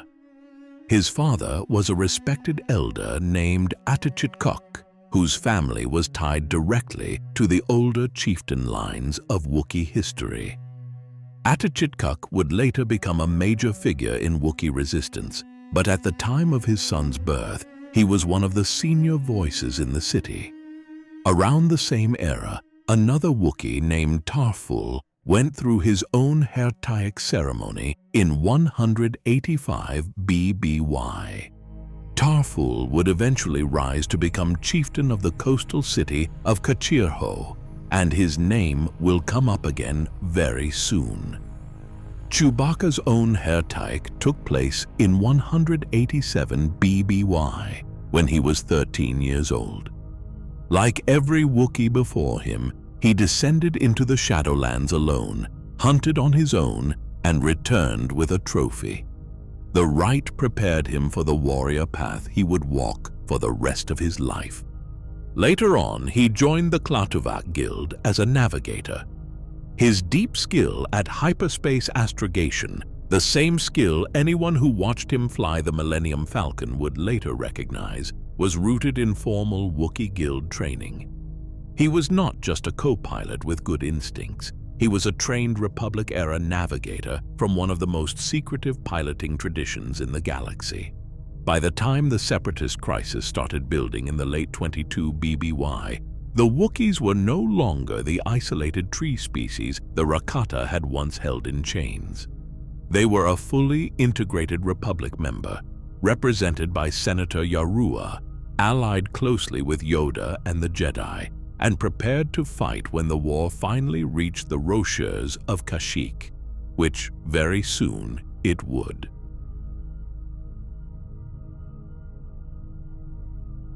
Some planets are valuable because of what they have on the surface. Kashyyyk was valuable because of where it sat in the sky. When the Clone Wars erupted in 22 BBY, the Wookiee homeworld was instantly one of the most contested planets in the entire Mid-Rim, and the reason had almost nothing to do with the trees. Kashyyyk sat at a major hyperspace junction. The lateral hyperlanes connecting the Perlemian trade route and the Corellian Run all ran through Wookiee space, along with ancient routes pushing up from Hutt space toward the core worlds. Whoever controlled Kashyyyk could choke the entire region. Both the Republic and the new Separatist Confederacy of Independent Systems wanted that choke point, and the war for it started fast. The Wookiees joined the Republic side without hesitation. Senator Yarua kept the Kashyyyk seat in the Galactic Senate, and Wookiee militias activated across the planet to back the Grand Army of the Republic. The political leadership at the time included a powerful Wookiee monarch named King Grakchawa, whose reach covered parts of Kashyyyk and several Wookiee colony settlements off-world. And one of his greatest warriors during the first year of the war was Chewbacca. He served as a key combatant, tracking down internal Wookiee traitors who had been working with the Confederacy. The most notable of those traitors was a Wookiee named Qui-Gon, who had been conspiring directly with the Separatist commander Asajj Ventress.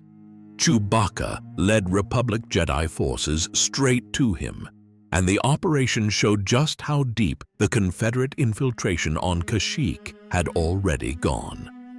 In the second year of the war, the story took a personal turn. Trandoshan trophy hunters captured Chewbacca and several other beings and hauled them off to a Trandoshan moon called Waska. Waska was a forested hunting preserve. The hunter clan that ran the operation, led by a Trandoshan named Garnak, would release captured prisoners into the jungle and then track them as game.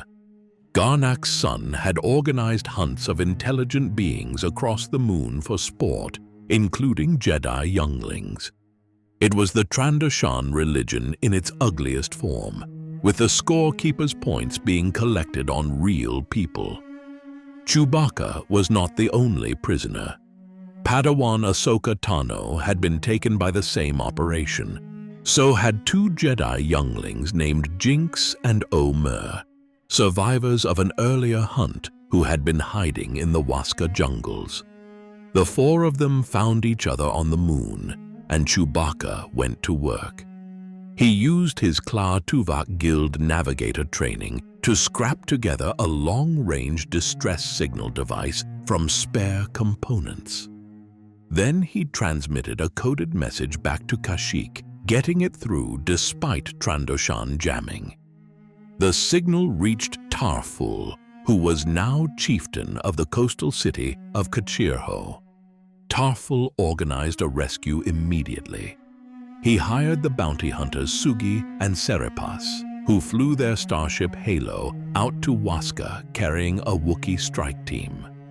Working alongside Ahsoka and the younglings, the Wookiees infiltrated the Trandoshan hunting platform, took the trophy operation apart, and finished off Garnak in combat. Every prisoner was recovered. Chewbacca went home. Ahsoka went back to the Jedi Order, and Jinx and Omer were both returned safely as well.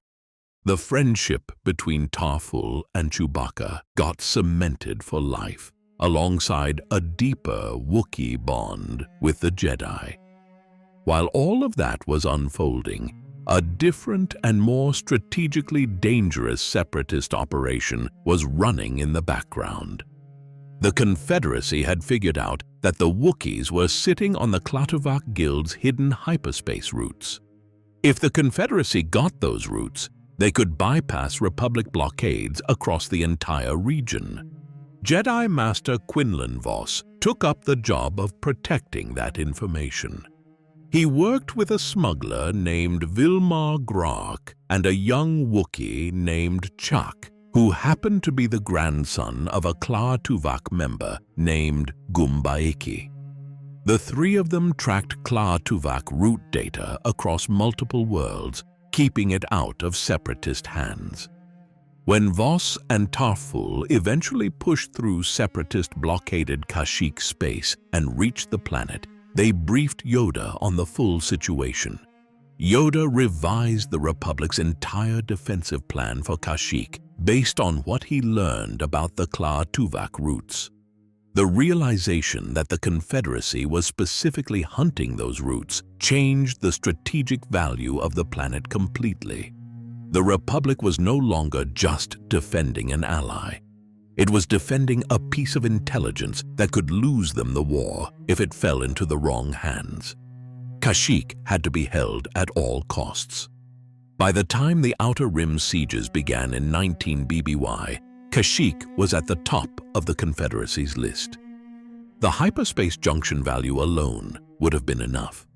Add in the rumored Wookiee navigation archives, which the separatist leadership believed could contain classified Republic and Kla Tuvok route data, and the planet became irresistible. The Confederacy committed a massive droid invasion force, commanded by an ST-series military strategic analysis and tactics droid named General Linwodo. A Trade Federation fleet set up a partial blockade in orbit to keep Republic reinforcements out, while separatist landing craft started deploying battle droids onto the surface from staging points in the Wartaki Sea. The first landings hit Kachirho. Tarful's coastal city was the chosen target for a specific reason. The beach geography around Kachirho was more open than the deep Rosha forests, which gave the droid armies usable terrain to fight on. In the deep canopy, the Wookiees would have shredded any droid force foolish enough to come in after them. On a beach, the droids actually had a chance. The Confederacy's stated military objective was simple: take the hyperspace junction and seize the Wookiee archives. The Republic recognized the disaster a Wookiee defeat would represent and committed accordingly. Clone trooper forces were dispatched, and Yoda himself volunteered to personally lead the Kashyyyk defense. Wookiees from every part of the planet flooded toward Kachirho. Chewbacca came in to back his old friend Tarful. Salpurin, Chewbacca's lifelong best friend, came with him. Ugruthwa, Zita Saba, Guanta, Gorlin, and Lachichuk all arrived from various Wookiee communities. So did Chewbacca's own father, Atichitkuk, who had been a respected elder for as long as anyone could remember. Wookiee General Meru Meru took field command of the Kachirho militia.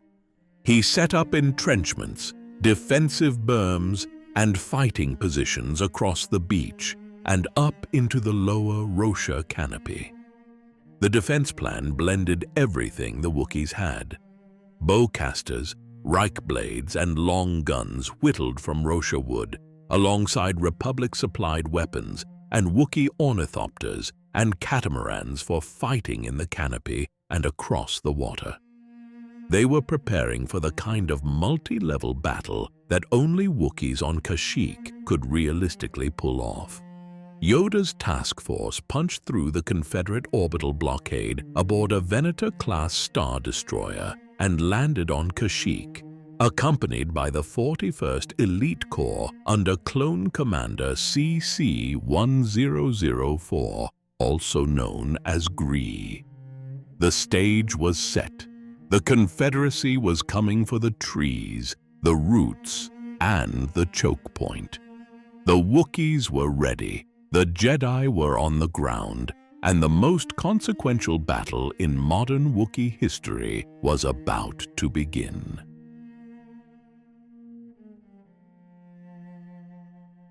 Two armies were lined up across a beach. One was made of metal. The other was made of Wookiees, clone troopers, and Jedi. And the most powerful Jedi in the galaxy was standing on a high observation deck above the bay, watching the droid landing barges drift toward the shore. What none of them realized was that the real betrayal of the day was not coming from the army across the water. The Battle of Kashyyyk took place in 19 BBY during the Outer Rim sieges. By the time the fighting started, it had become one of the final and most decisive engagements of the entire Clone Wars. Yoda set up his command post on a high observation deck above Kachirho Beach, with Tarful and Chewbacca next to him. From that position, they could see the entire Wartaki Sea and every approach corridor the droid army would have to push through. The Confederate force coming at them was massive. General Linwodo, the ST-series tactical droid commanding the assault, sent waves of B-1 battle droids, B-2 super battle droids, droidekas, AAT tanks, and OG-9 homing spider droids onto the shore from separatist landing barges spread across the bay. The Wookiee defense was set up in layers. Beach revetments held the lowest line. Mid-canopy fighting platforms gave Wookiees overlapping angles of fire from above. Ornithopter air patrols circled overhead.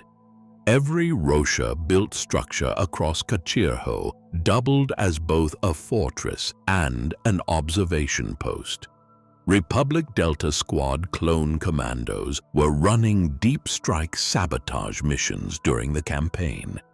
Their final operation in this battle was the destruction of a recusant-class light destroyer trying to land more droid forces. During that mission, Sniper Sev was lost and listed as missing. Yoda's orders forced the rest of the squad to abandon the search and stay on the larger objective. The moment Yoda took the field, something shifted. Republic morale jumped overnight. One clone commander would later remember that what had felt like a no-win deployment turned, with Yoda present, into a battle they could actually take. Wookiee warriors fought with a ferocity that even hardened clone troopers were not ready for. Reports came back across the line of individual Wookiees tearing B-1 battle droids apart with their bare hands, while ornithopter pilots strafed droid columns with bowcaster bolts and improvised explosives. Salporin fought beside Chewbacca in the Kachirho defense. The two of them had been best friends since they were young, having shared an expedition into the Shadow Forest decades earlier. That history kept Chewbacca steady through some of the worst stretches of the fighting. He was not just defending a city. He was defending it next to the person he had always trusted most. The Confederate command had not planned for what fighting in the Rosha canopy actually looked like. Mid-canopy ambushes hit them from angles they could not predict. Wookiees would drop on droid units from above, finish the fight in seconds, and disappear back into the trees.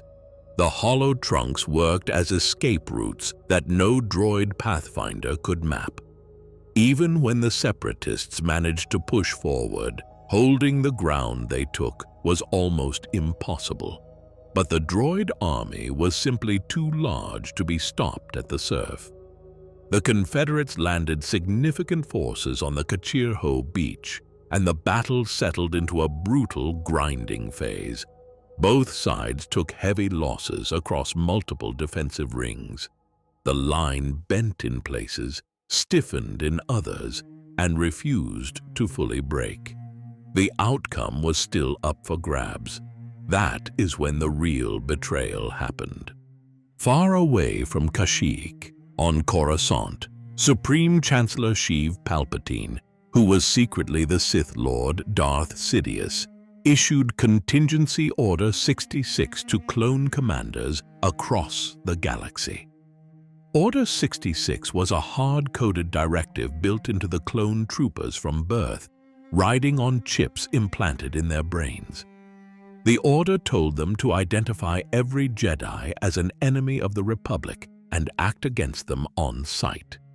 Clone Commander Gree received the transmission on a frequency-locked Supreme Chancellor's channel.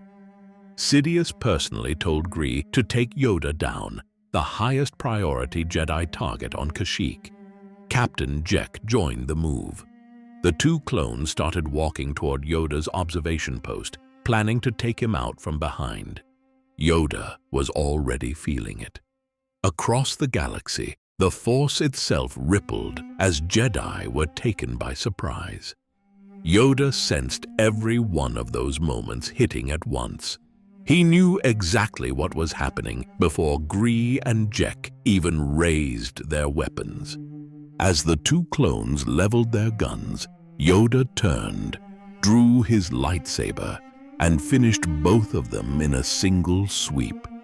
It became one of the most iconic moments in Legends storytelling. Outside the command post, the same betrayal was tearing across the entire battlefront. The 41st Elite Corps clones turned on Jedi Generals Luminara Unduli and Quinlan Vos. They turned on every Wookiee that had been fighting alongside them only minutes earlier. The Republic line dissolved into Republic-on-Republic chaos in the middle of an active battle. Tarful and Chewbacca recognized what was happening immediately. The two Wookiees moved straight to Yoda. They cut a path with him through swarms of clone troopers, fighting their way out of the command zone. Less than a minute after Yoda escaped the building, a Republic juggernaut rolled up to the command post and fired its main cannon directly into the meeting hall. The structure was obliterated. If the three of them had still been inside, The entire trajectory of galactic history would have ended in that single shot. Outside the command zone, the chaos of Order 66 gave the Confederate droid army a final opening.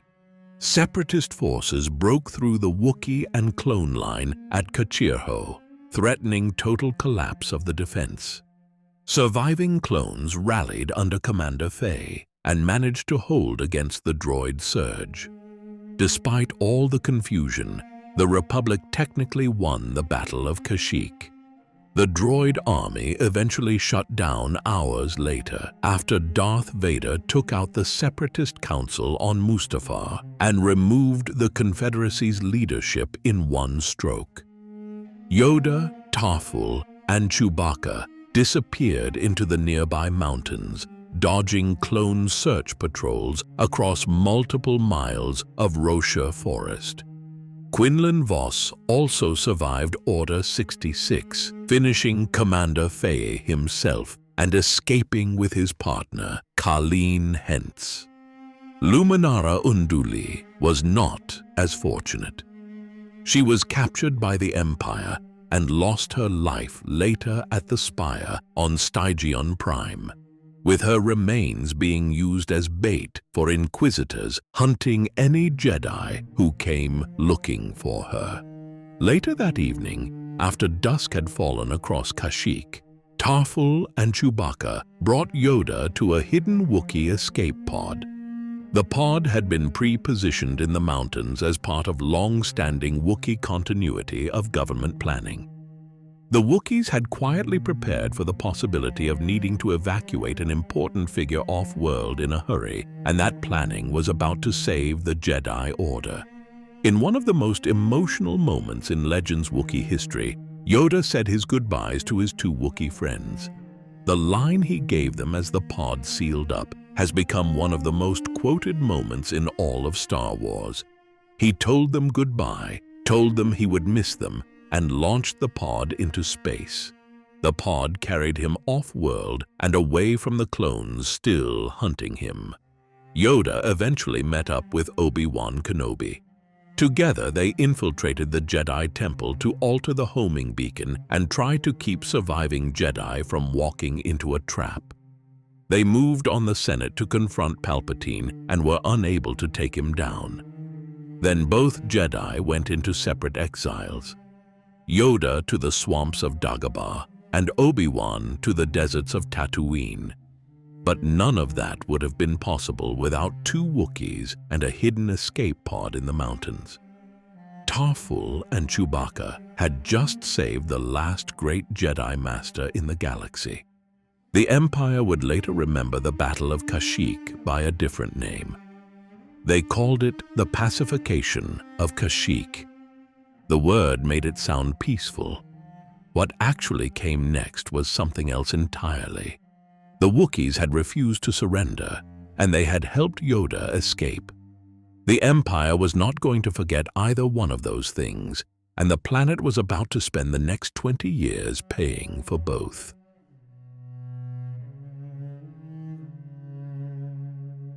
Yoda was alive because two Wookiees had gotten him off-world in a hidden escape pod.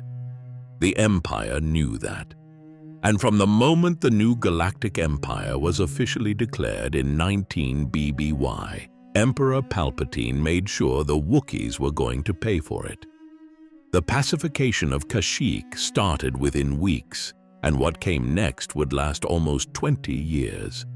Palpatine had a personal grudge against the species, and they had something the Empire wanted more than vengeance, which was their pure physical strength. To Palpatine, the Wookiees were the most valuable forced labor pool in the galaxy, so he built an Imperial machine designed to break them. The first move was a complete blockade. Every Wookiee spaceport and shipyard on Kashyyyk was destroyed. No Wookiee could leave or visit the planet without Imperial permission. HoloNet transmissions to and from the Wookiee homeworld were entirely cut off. Imperial supply traders were the only ships allowed into Kashyyyk space, and they came in under strict orders. sworn to never share information about the wider galaxy with the Wookiees themselves. From the Wookiees' perspective, the universe outside the canopy went silent overnight. Wookiees stranded off-world when the blockade went up were left in a brutal position. Many resented being cut off from family. Some risked Imperial capture to sneak back home. Others built quiet smuggling networks to extract relatives in secret. The diaspora was effectively trapped on the wrong side of a wall they had not asked for.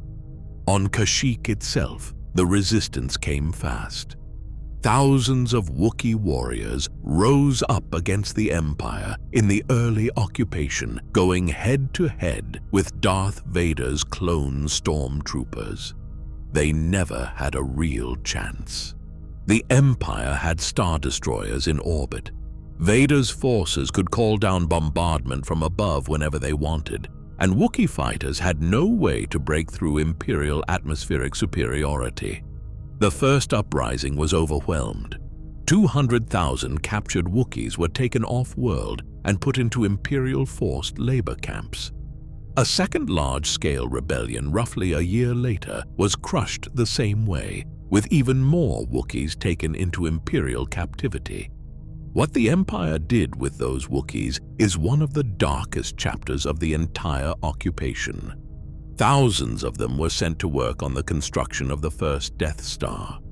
Thousands more were assigned to Imperial shipbuilding installations, to forced labor camps scattered across the galaxy, and to the spice mines of Kessel.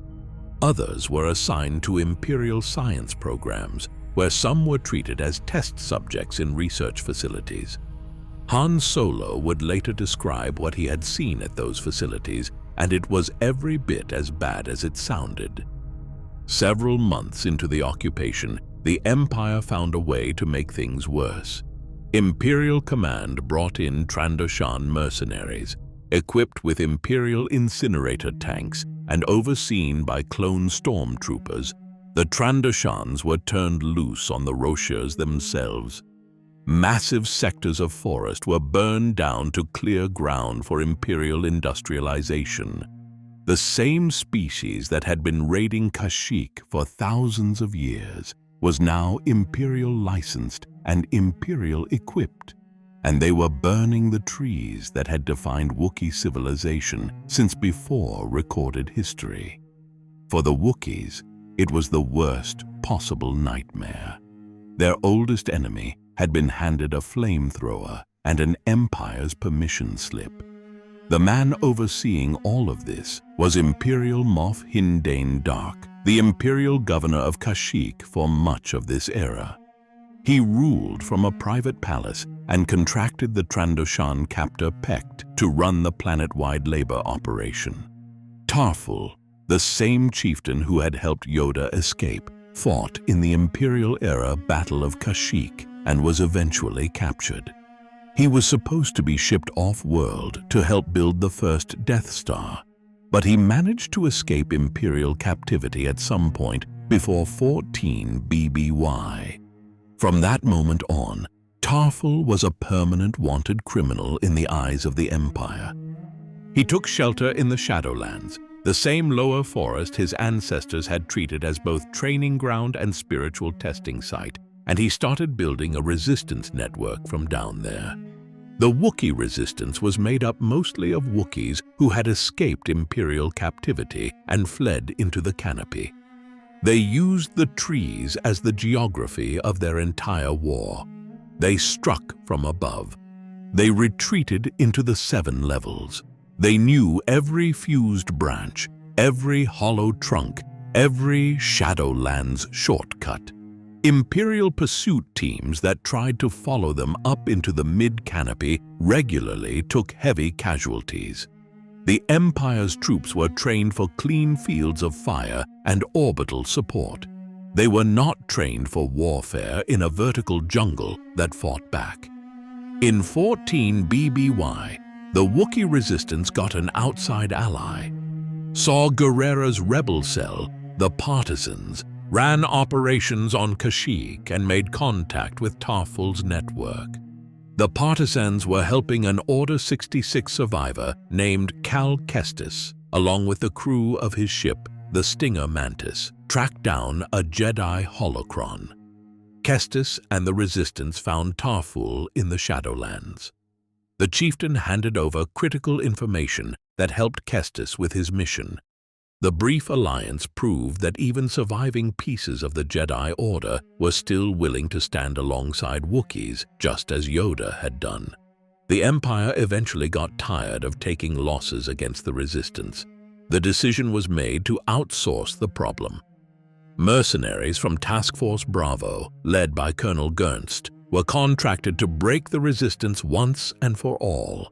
A Wookiee warrior named Ula emerged as a key resistance leader during this mid-imperial stretch, holding the network together against the new mercenary pressure.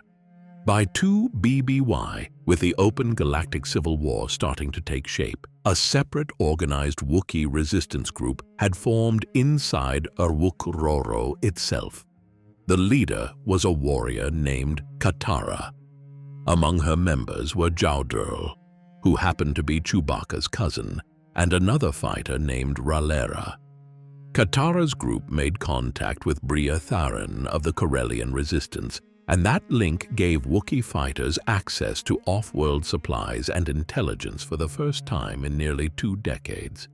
The blockade was finally starting to leak. After the Battle of Yavin in 0 BBY, when the Rebel Alliance took out the first Death Star, the Wookiee resistance jumped into a higher gear. Imperial transport convoys were ambushed in the canopy. Forced labor compounds were broken open. Freed Wookiees were sometimes evacuated off-world through resistance smuggling channels. Wookiee fighters used a mix of traditional weapons and repurposed Imperial gear, including bowcasters, grenade launchers, and recon droids that were sometimes wired up as walking decoys. The diaspora outside the planet had been alive too. Wookiees who had been stranded off-world when the blockade first went up had spent the entire Imperial era in exile communities, on Corellia, on Tatooine, and across various Outer Rim ports. They had been passing Wookiee culture down in scattered pockets, waiting for the day they could go home. Not every Wookiee resisted. A minority on Kashyyyk had been worn down by decades of warfare and supported the Imperial blockade in a strange way, believing the isolation gave Wookiees a kind of grim autonomy, free of any foreign meddling. Resistance leaders bitterly contested that view, but it was real. Even under the Empire, Wookiee politics had factions. Through everything, Wookiee culture was kept alive underground. The Hertayik rite of passage was performed in secret. Bacca's hilt was hidden from Imperial agents. Life Day was celebrated quietly in the Tree of Life regions deep in the canopy, despite Imperial bans on the holiday. Imperial governors changed across the long occupation. Moff Dark remained the dominant figure for much of the era, while Grand Moff Lozin Tolruk would later take over as the Empire fragmented. By the time the Battle of Endor came in 4 ABY and the Emperor was finally taken down, Kashyyyk had endured nearly 20 years of occupation. The canopy was scarred by Trandoshan fire. The population had been hollowed out by forced deportations. The resistance had fought for almost 2 decades with very little off-world help. The Wookiees had been pushed harder than any species in the galaxy outside of those the Empire had completely wiped out. And yet, after 20 years of all of it, the resistance was still standing, the trees were still growing, and the planet had never been truly broken.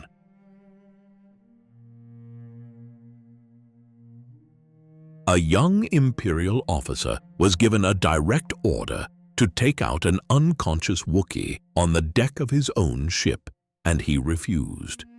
That single refusal ended his Imperial career, started one of the most famous friendships in galactic history, and locked two men into a partnership that would help bring down the entire Empire. The officer's name was Han Solo. The Wookiee was Chewbacca. And before any of that happened, Chewbacca had already spent years quietly waging his own war. By the time the Galactic Civil War was building toward open conflict, Chewbacca had become one of the most active Wookiee freedom fighters operating off-world. He had escaped Imperial captivity earlier in the occupation. Since then, he had been moving across the galaxy, putting his particular skill set to use. He was uniquely effective at hitting Trandoshan crews and Imperial captor operations, drawing on his Klatuvak Guild navigation training, his deep technical knowledge, and the raw physical strength every Wookiee carried. He made it his personal mission to free as many Wookiees as he could find. His own captivity had come from a place no Wookiee should have ever expected. A Wookiee named Tverdko, bitter over the loss of his son in an earlier Trandoshan engagement, betrayed Chewbacca and handed him over to a Trandoshan named So. Chewbacca was thrown into So's transport holding cell along with Wookiees from 3 different clans, the Purger, the Grobar, and the Shavapa. So's tactic was clever in the worst possible way. Trandoshan crews would deliberately mix Wookiees from feuding clans into the same cell, betting that the old grudges would keep the prisoners from organizing any kind of escape together. Chewbacca looked at the situation and got openly angry. The idea that ancient Wookiee feuds were keeping his own people in chains was unbearable to him. He gave a speech to his fellow captives, arguing that the clan grudges were what was keeping every one of them stuck in that cell, and that being free as Wookiees mattered more than any old village rivalry. The other Wookiees agreed. Chewbacca built a fusion cutter from scavenged components, cut the cell open, and led a coordinated revolt that overran the entire Trandoshan crew. So was the only Trandoshan to survive the immediate uprising, and only briefly. Chewbacca caught up with him in a hand-to-hand confrontation. The fight ended exactly the way the legendary Wookiee stereotype warned about. Chewbacca tore So's arms and legs out of their sockets. The reputation Wookiees had carried across the galaxy for centuries was earned in real moments like this one. Following the So revolt, Chewbacca took his mission galactic. He worked with smuggling networks, with rebel cells, and with anyone else who would help him get to Wookiee captives and pull them out. He became, in effect, a one Wookiee freedom operation. And it was during one of those rescue runs that he ran into the Imperial officer who would change his entire life. The mission was a botched prisoner transfer between a Trandoshan crew and Imperial commander Peter Niklas. Chewbacca infiltrated the operation and got nearly all the captives out. Most of them were Wookiee children. The escape would have been a clean win, except for what was in orbit. As Chewbacca's ship pulled away, a squadron of Imperial TIE fighters intercepted him. Leading that squadron was Lieutenant Han Solo, then a decorated young officer in the Imperial Navy. In the firefight, Chewbacca took a hit and was knocked unconscious. When the ships landed, Commander Niklas was furious. The Wookiee captives were gone, and the Wookiee responsible was lying unconscious on the deck.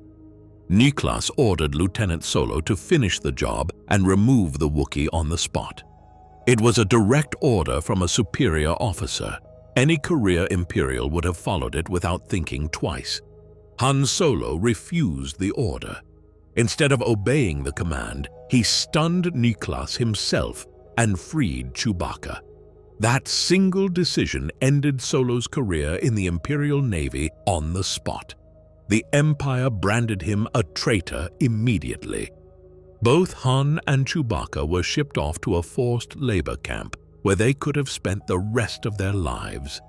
Instead, the two of them broke out together, and from that point forward they were marked outlaws across the galaxy. For Chewbacca, what Han had done was not a small favor. Han had thrown away his entire Imperial life to save a Wookiee he had never met. Chewbacca swore the life debt to Han the moment he was on his feet again. The debt would shape both of their lives from that day forward. Han and Chewbacca built a smuggling career together in the years that followed. They eventually won the Millennium Falcon from Lando Calrissian in a sabacc match, and they ran cargo for the Hutts and any other client willing to pay. The Falcon became their home, and the partnership at the controls became one of the most recognizable in the galaxy. On Kashyyyk itself, Chewbacca's family life had taken its own shape years earlier. He had won the affection of his future wife Malatobak of Wookroro after rescuing her from a Trandoshan raider crew. Mala had actually hidden her feelings for him for a long time, and Chewbacca's cousin Jowdrell was the one who quietly helped move the relationship forward. The path to that marriage was not smooth. A rival Wookiee suitor named Tojavuk fought Chewbacca in an honor duel for Mala's hand. During the duel, Tojavuk dishonored himself by using his claws against Chewbacca. The moment Tojavuk did that, the duel was effectively over and the marriage was sealed. Chewbacca and Mala later had a son named Lumpawaru, often called Lumpy, who grew up partly in the shadow of his father's outlaw life and partly under the protection of the broader Wookroro community. Han and Chewbacca's first big intersection with the Rebel Alliance came when an old man and a farm boy walked into a Mos Eisley cantina. Obi-Wan Kenobi and Luke Skywalker chartered the Falcon to take them and two droids, R2-D2 and C-3PO, from Tatooine to Alderaan. That single charter ended with Alderaan being lost, the rescue of Princess Leia, and the Battle of Yavin. Chewbacca's role in the rebellion expanded steadily from there. The Falcon became a central rebel asset. Chewbacca served as gunner and co-pilot through critical engagements, putting a Wookiee at the heart of the war effort. At the Battle of Hoth in 3 ABY, he stood by Han during the Echo Base evacuation.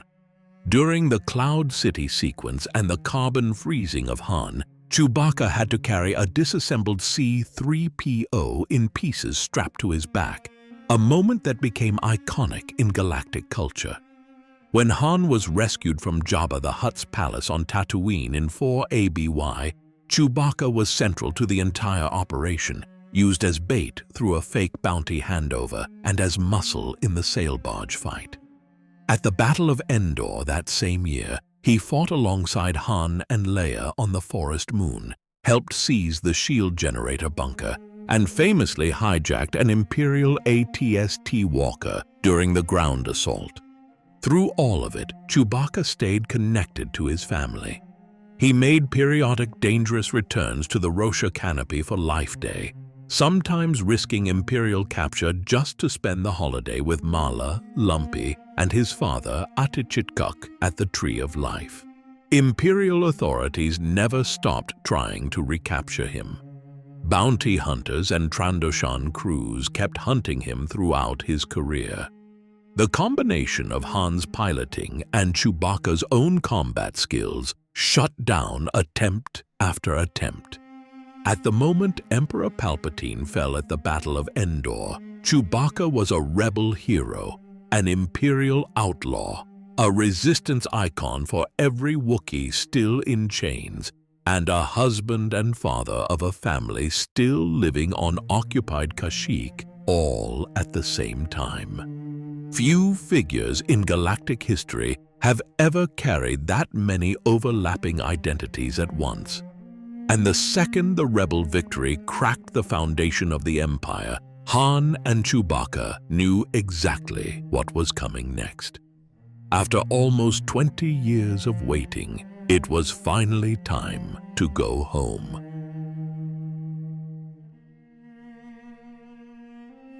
A father sent a message to his son. That is how the liberation of Kashyyyk actually started. 8 months after the Empire fell at Endor, an old Wookiee chieftain named Czerka turned on a hidden long-range transmitter and sent a coded signal off the planet, asking his son Chewbacca to come home. Everything that followed grew out of that one transmission. The galaxy after Endor was not exactly the clean victory people expected. Palpatine had been taken down at last, and the second Death Star was scrap. But the Empire itself had not collapsed cleanly. It was fracturing, with surviving Imperial elements scrambling to hold whatever territory they could turn into long-term holdouts. On Kashyyyk, the Imperial Governor Moff Hindane Dark looked at the chaos and saw an opportunity. He decided to use the post-Endor confusion as cover to turn the Wookiee homeworld into a permanent Imperial safe planet for whatever forces the Empire had left. The campaign Dark launched in the months after Endor was the most devastating one the planet had seen in the entire occupation. The goal was no longer just forced labor. It was wiping the Wookiees off the map entirely, or shipping them all off to forced labor camps. Imperial forces, working with the Trandoshan captor Pekt's mercenaries, ran a methodical campaign of forest destruction and Wookiee roundups. Deportations to the Kessel spice mines accelerated. Wookiee cities were systematically torn down.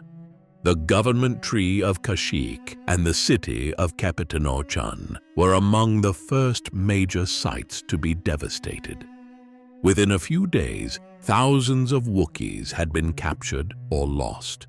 The Empire also installed a new orbital facility above the planet during this final stretch.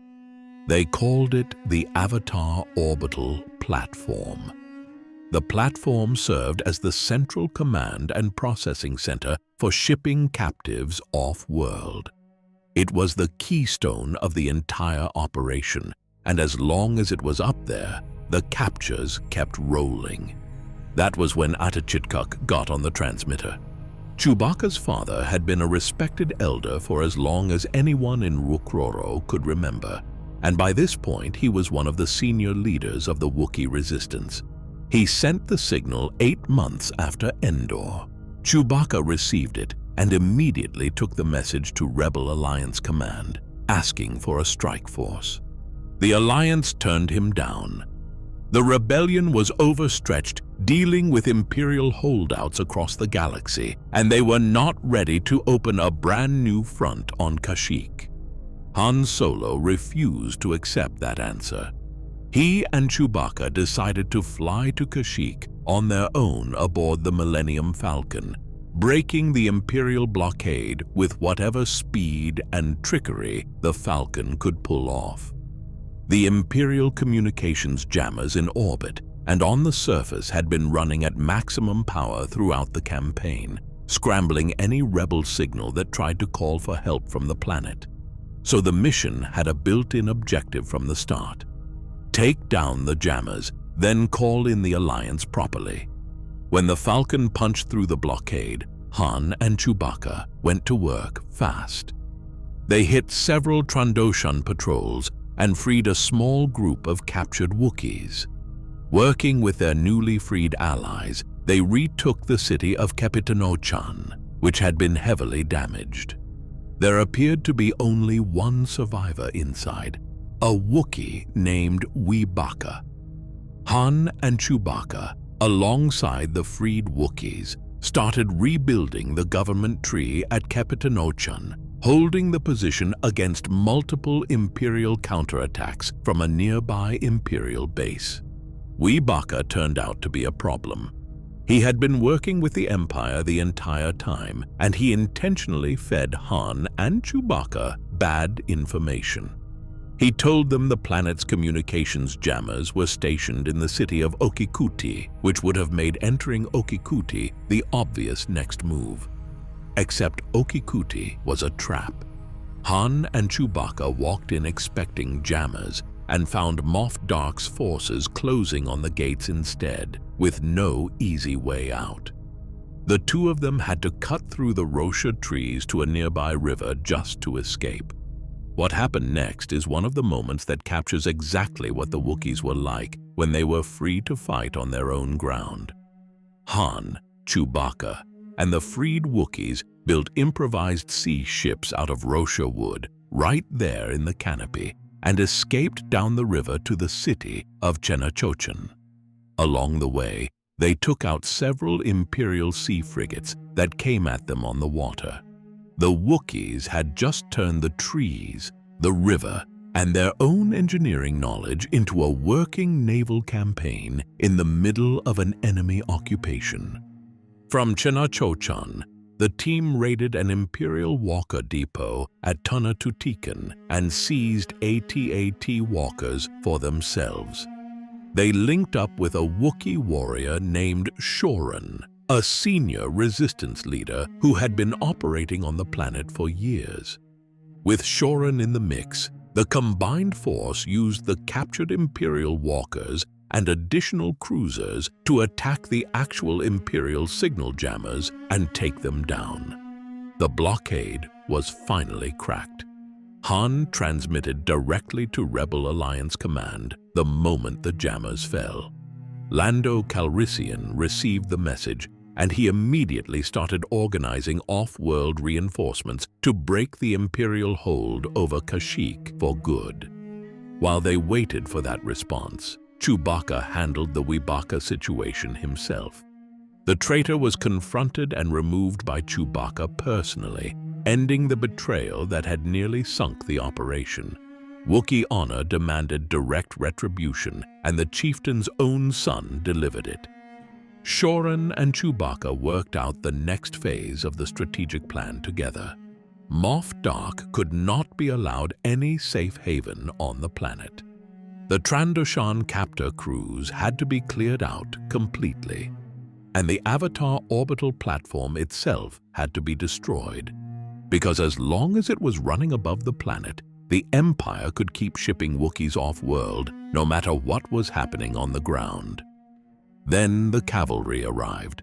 Lando Calrissian came in flying the Falcon, with Luke Skywalker beside him and Rogue Squadron flying air and space cover. After almost 20 years without proper air superiority, the Wookiee resistance suddenly had it. The Wookiees, led by Chewbacca and Han, flew an assault on the Avatar orbital platform with Rogue Squadron support. Aboard the platform, they rescued Kashyyyk along with the captive Wookiees who were still being held there for deportation. The man who had sent the original signal 8 months earlier was finally pulled out alive. Moff Hindane Dark fell during the engagement on the platform. The Trandoshan captor, Pekt, the man who had personally directed years of Wookiee operations under Imperial license, fell with him. That single fight ended a Wookiee and Trandoshan feud that had been running for thousands of years.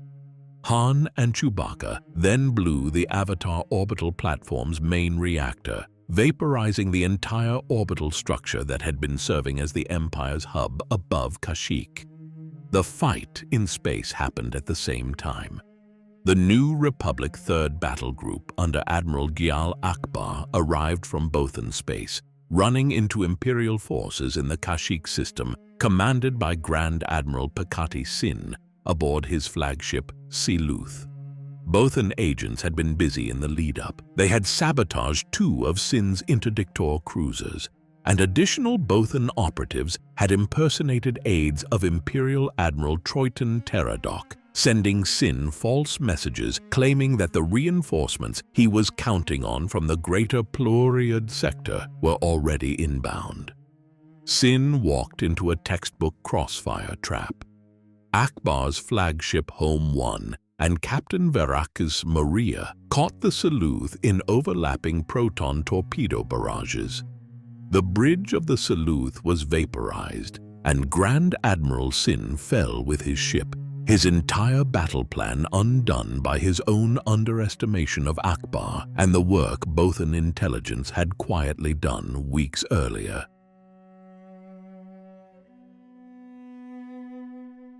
For the first time in nearly 20 years, the Wookiees got to wake up on a free planet and start over. The Empire was gone. The blockade was broken. And what came next was not a battle. It was a rebuild that would take decades.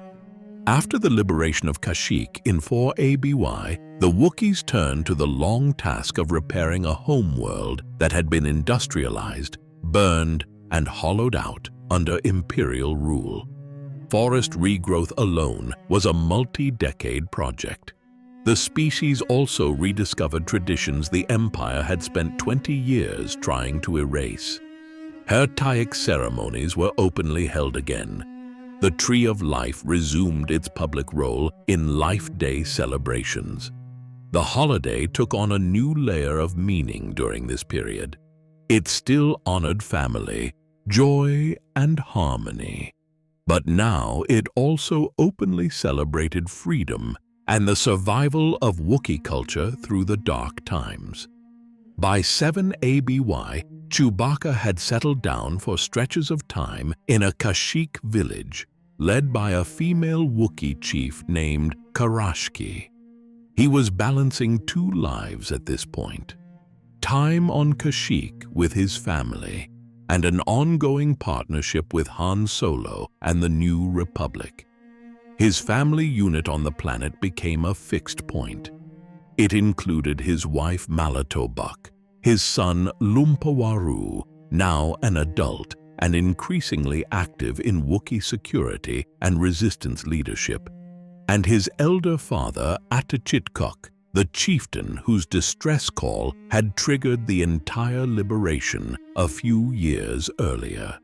Chewbacca's cousin Jowdril, who had served in Katara's Imperial-era resistance group inside Wookrooro, also remained an important figure.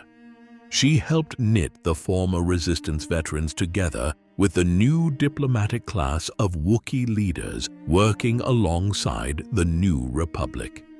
Han Solo and Princess Leia Organa married after Endor and the liberation of Kashyyyk. Chewbacca's life debt to Han automatically extended to Leia, and from that point on, the Wookiee was effectively the Solo family's permanent guardian. When the Solo children were born, the twins Jason and Jaina, followed by their younger brother Anakin Solo, the life debt extended to all three of them as well. Chewbacca was present at every major Solo family event. He frequently served as bodyguard and pilot for Leia during her years as Chief of State of the New Republic. The Wookiees as a species came back fully into the wider galaxy during this era. Wookiee shipwrights restored Kashyyyk's off-world trade. Wookiee merchant families re-established the trade ties to Corellia, Verpine space, and the surviving Alderaanian diaspora that the Empire had broken. Wookiee mercenaries served in Republic Special Forces operations against Imperial holdouts. Wookiee diplomats represented Kashyyyk in galactic peace conferences. A Wookiee senator named Kerithra, and later other senators after him, represented Kashyyyk in the New Republic Senate, openly campaigning against any galactic toleration of forced labor anywhere.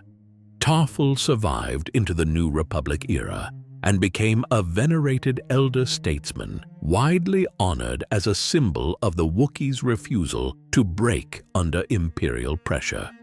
A new generation of Wookiees came of age during this stretch. They had not personally lived through the worst of the Imperial era, but they had been raised on the stories of those who had. The most consequential of these new heroes was Bacca, the nephew of Chewbacca. Bacca, often called Loey by his friends, was the son of Chewbacca's sister Calabo. and her husband, Marakor. He was raised in a family already steeped in Wookiee heroism through the Chewbacca and Mala connection. Bacca was also Force-sensitive, which is a rare trait among Wookiees. The Jedi Order across history had only occasionally recruited Wookiee Padawans, with the Acolyte-era Padawan Kelnaka and the Clone Wars-era Padawan Gungi being two of the few documented Wookiee Jedi. Luke Skywalker identified Bacca's Force potential during routine post-Empire surveys, and Bacca was admitted into Luke's reconstituted Jedi Praxium on Yavin 4. He trained there alongside Han and Leia's daughter, Jaina Solo, and the two became close friends. Both of them were technically gifted and strong in the Force, and the partnership would last for years. At the Praxium, Bacca built his own lightsaber from components scavenged out of the computer systems inside the Great Temple on Yavin 4. The construction process gave the weapon a deep symbolic link to the ancient Massassi-built temple itself. The blade emerged in a rare molten bronze color, which set him apart from the more common blue, green, and yellow blades carried by other Jedi of his era. Most observers read the bronze as a reflection of both his Wookiee heritage and his unusual relationship with the living Force. Bacca also built a personalized translator droid called MTD, a small unit mounted on his wrist that translated his Shirai Wook into Galactic Basic, letting him work smoothly in mixed-species Jedi teams. His first major confrontation came against an organization called the Shadow Academy, a dark side training program led by Tamith Kai that was designed to convert young Force sensitives away from the light. Bacca and his Praxium classmates defended the Yavin Academy and shut the operation down. By the time the Yuuzhan Vong invasion began in 25 ABY, Bacca had grown into a fully active Jedi Knight, combining Wookiee strength, Jedi Force discipline, and the technical fluency he had been carrying since childhood. On Kashyyyk itself, the 7-level vertical society in the Rosha canopy was painstakingly restored over time. Older cities were rebuilt around the surviving Roshas. Newly planted forest sectors were tended carefully so they could mature into future urban districts. Some scars remained, however. The Black Forest, which was the site of the crashed Imperial prison ship Ashmead's Lock, was considered haunted by the Wookiees even decades later. The prison's wreckage was left in place on purpose as a permanent reminder of what the planet had survived. By 25 ABY, the Wookiees had fully reclaimed their place as a major Republic species. They were free again, on a free planet, with a Jedi nephew of Chewbacca quietly emerging as the new face of Wookiee heroism for the next generation. But the galaxy was not done with them yet. The next great test was already approaching from outside the galaxy entirely, and it was about to cost the Wookiees their most famous son.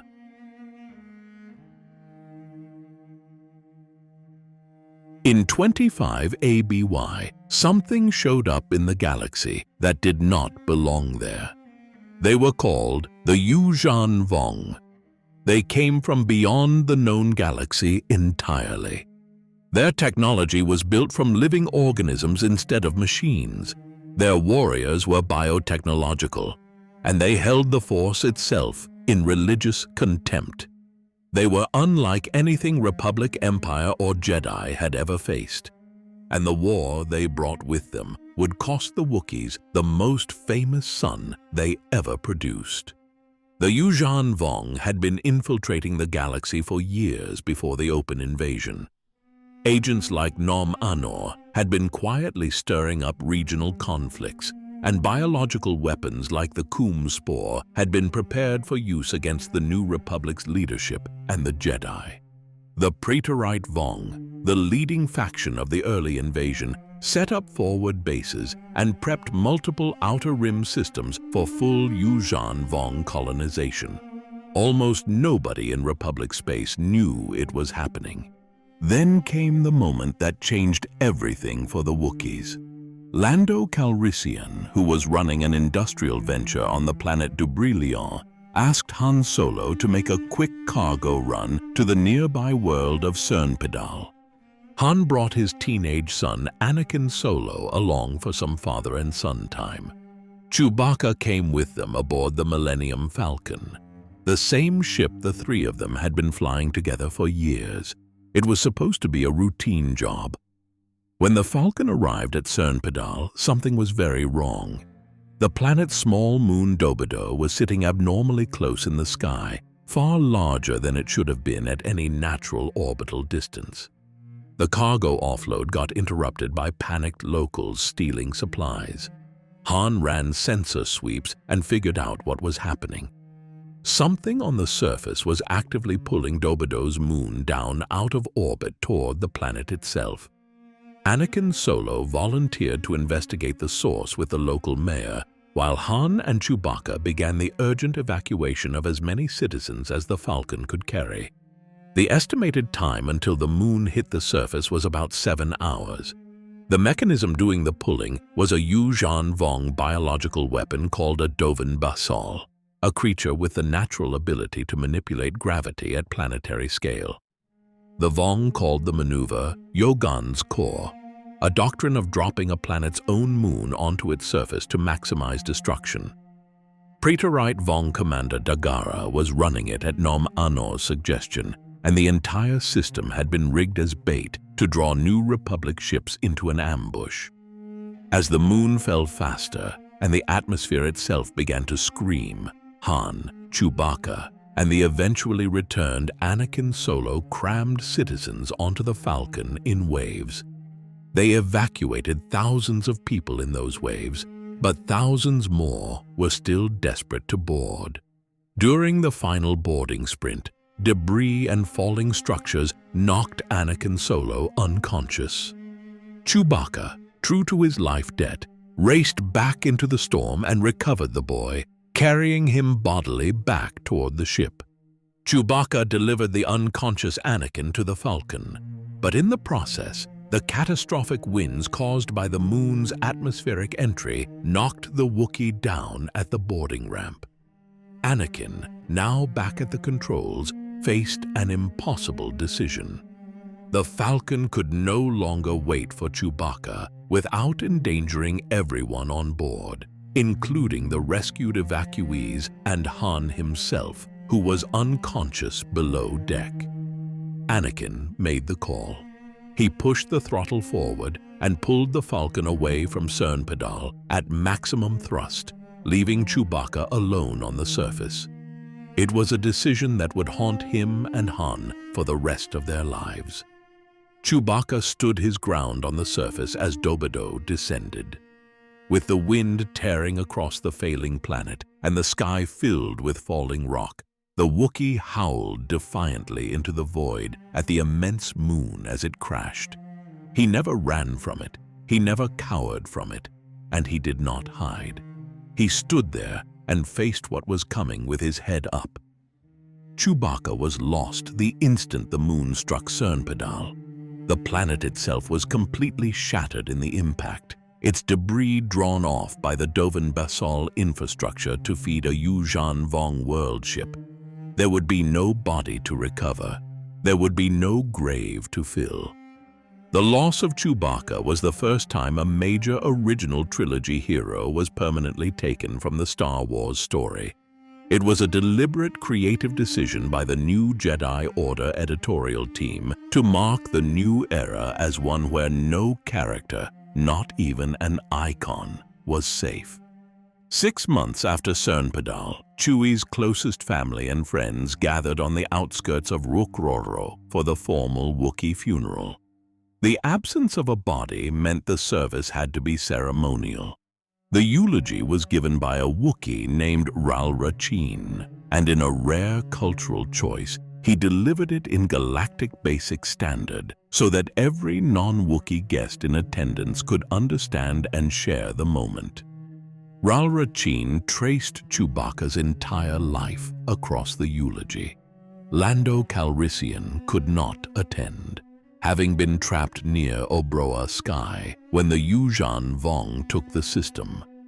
Mara Jade Skywalker also missed the funeral because the Vong-engineered Coom spore illness she was carrying had taken a turn for the worse. Then came the gifts. Chewbacca's wife Mala presented Han Solo with Chewbacca's first bowcaster, the same weapon her husband had carried during his earliest hunting and warrior years. Lumpawaru presented Han with his father's carry pouch. And then Czerka told Han that, in keeping with Wookiee tradition, Bacca and Lumpawaru would jointly carry on Chewbacca's life debt to the Solo family. The same system Bacca and Stalpok had helped establish thousands of years earlier was still spiritually intact in the Yuuzhan Vong era. Bacca became central to the Solo family's long fight against the Vong. Han initially declined his offer to take over for Chewbacca, but Bacca's persistence eventually won out. He flew with Twin Sun Squadron during major Vong-era engagements and fought across the entire 5-year war, combining Wookiee strength with Jedi Force discipline. By the end, he had been cemented as Chewbacca's spiritual heir and as one of the most prominent Jedi Wookiees in galactic history. He stayed active as a Jedi Knight long after the Vong fell, fighting through the Dark Nest crisis against the insect-like Kashyyyk and on into later Legacy-era engagements. Some weeks after the final Vong defeat, the Skywalkers, the Solos, and their friends returned together to Kashyyyk. In a deliberate ceremonial act, Han set Anakin Solo's lightsaber into Chewbacca's makeshift grave marker. Anakin himself had been lost earlier in the Vong War, and the gesture turned the site into a memorial linking the Solo family's losses to Chewbacca's sacrifice. Luke Skywalker declared that should the galaxy ever face threats as terrible as the Vong years again, someone as virtuous as Chewbacca would one day take up Anakin's lightsaber and fight whatever new evil emerged. Han eventually convinced Bacca and Lumpawaru not to formally bind themselves to lifelong service the way Chewbacca had. He told them the Solos were trying to break the habit of treating loyalty as obligation. From Bacca's first vibroblade, forged out of a crashed scout ship in the deepest part of the forest, all the way through Chewbacca's defiant final howl on Cernpedal and into Bacca's bronze lightsaber in the Yuuzhan Vong War, the Wookiees carried one unbroken thread across thousands of years. That thread held three things together at all times: courage, family, and honor, alongside an unshakable commitment to standing between their friends and whatever the galaxy threw at them next.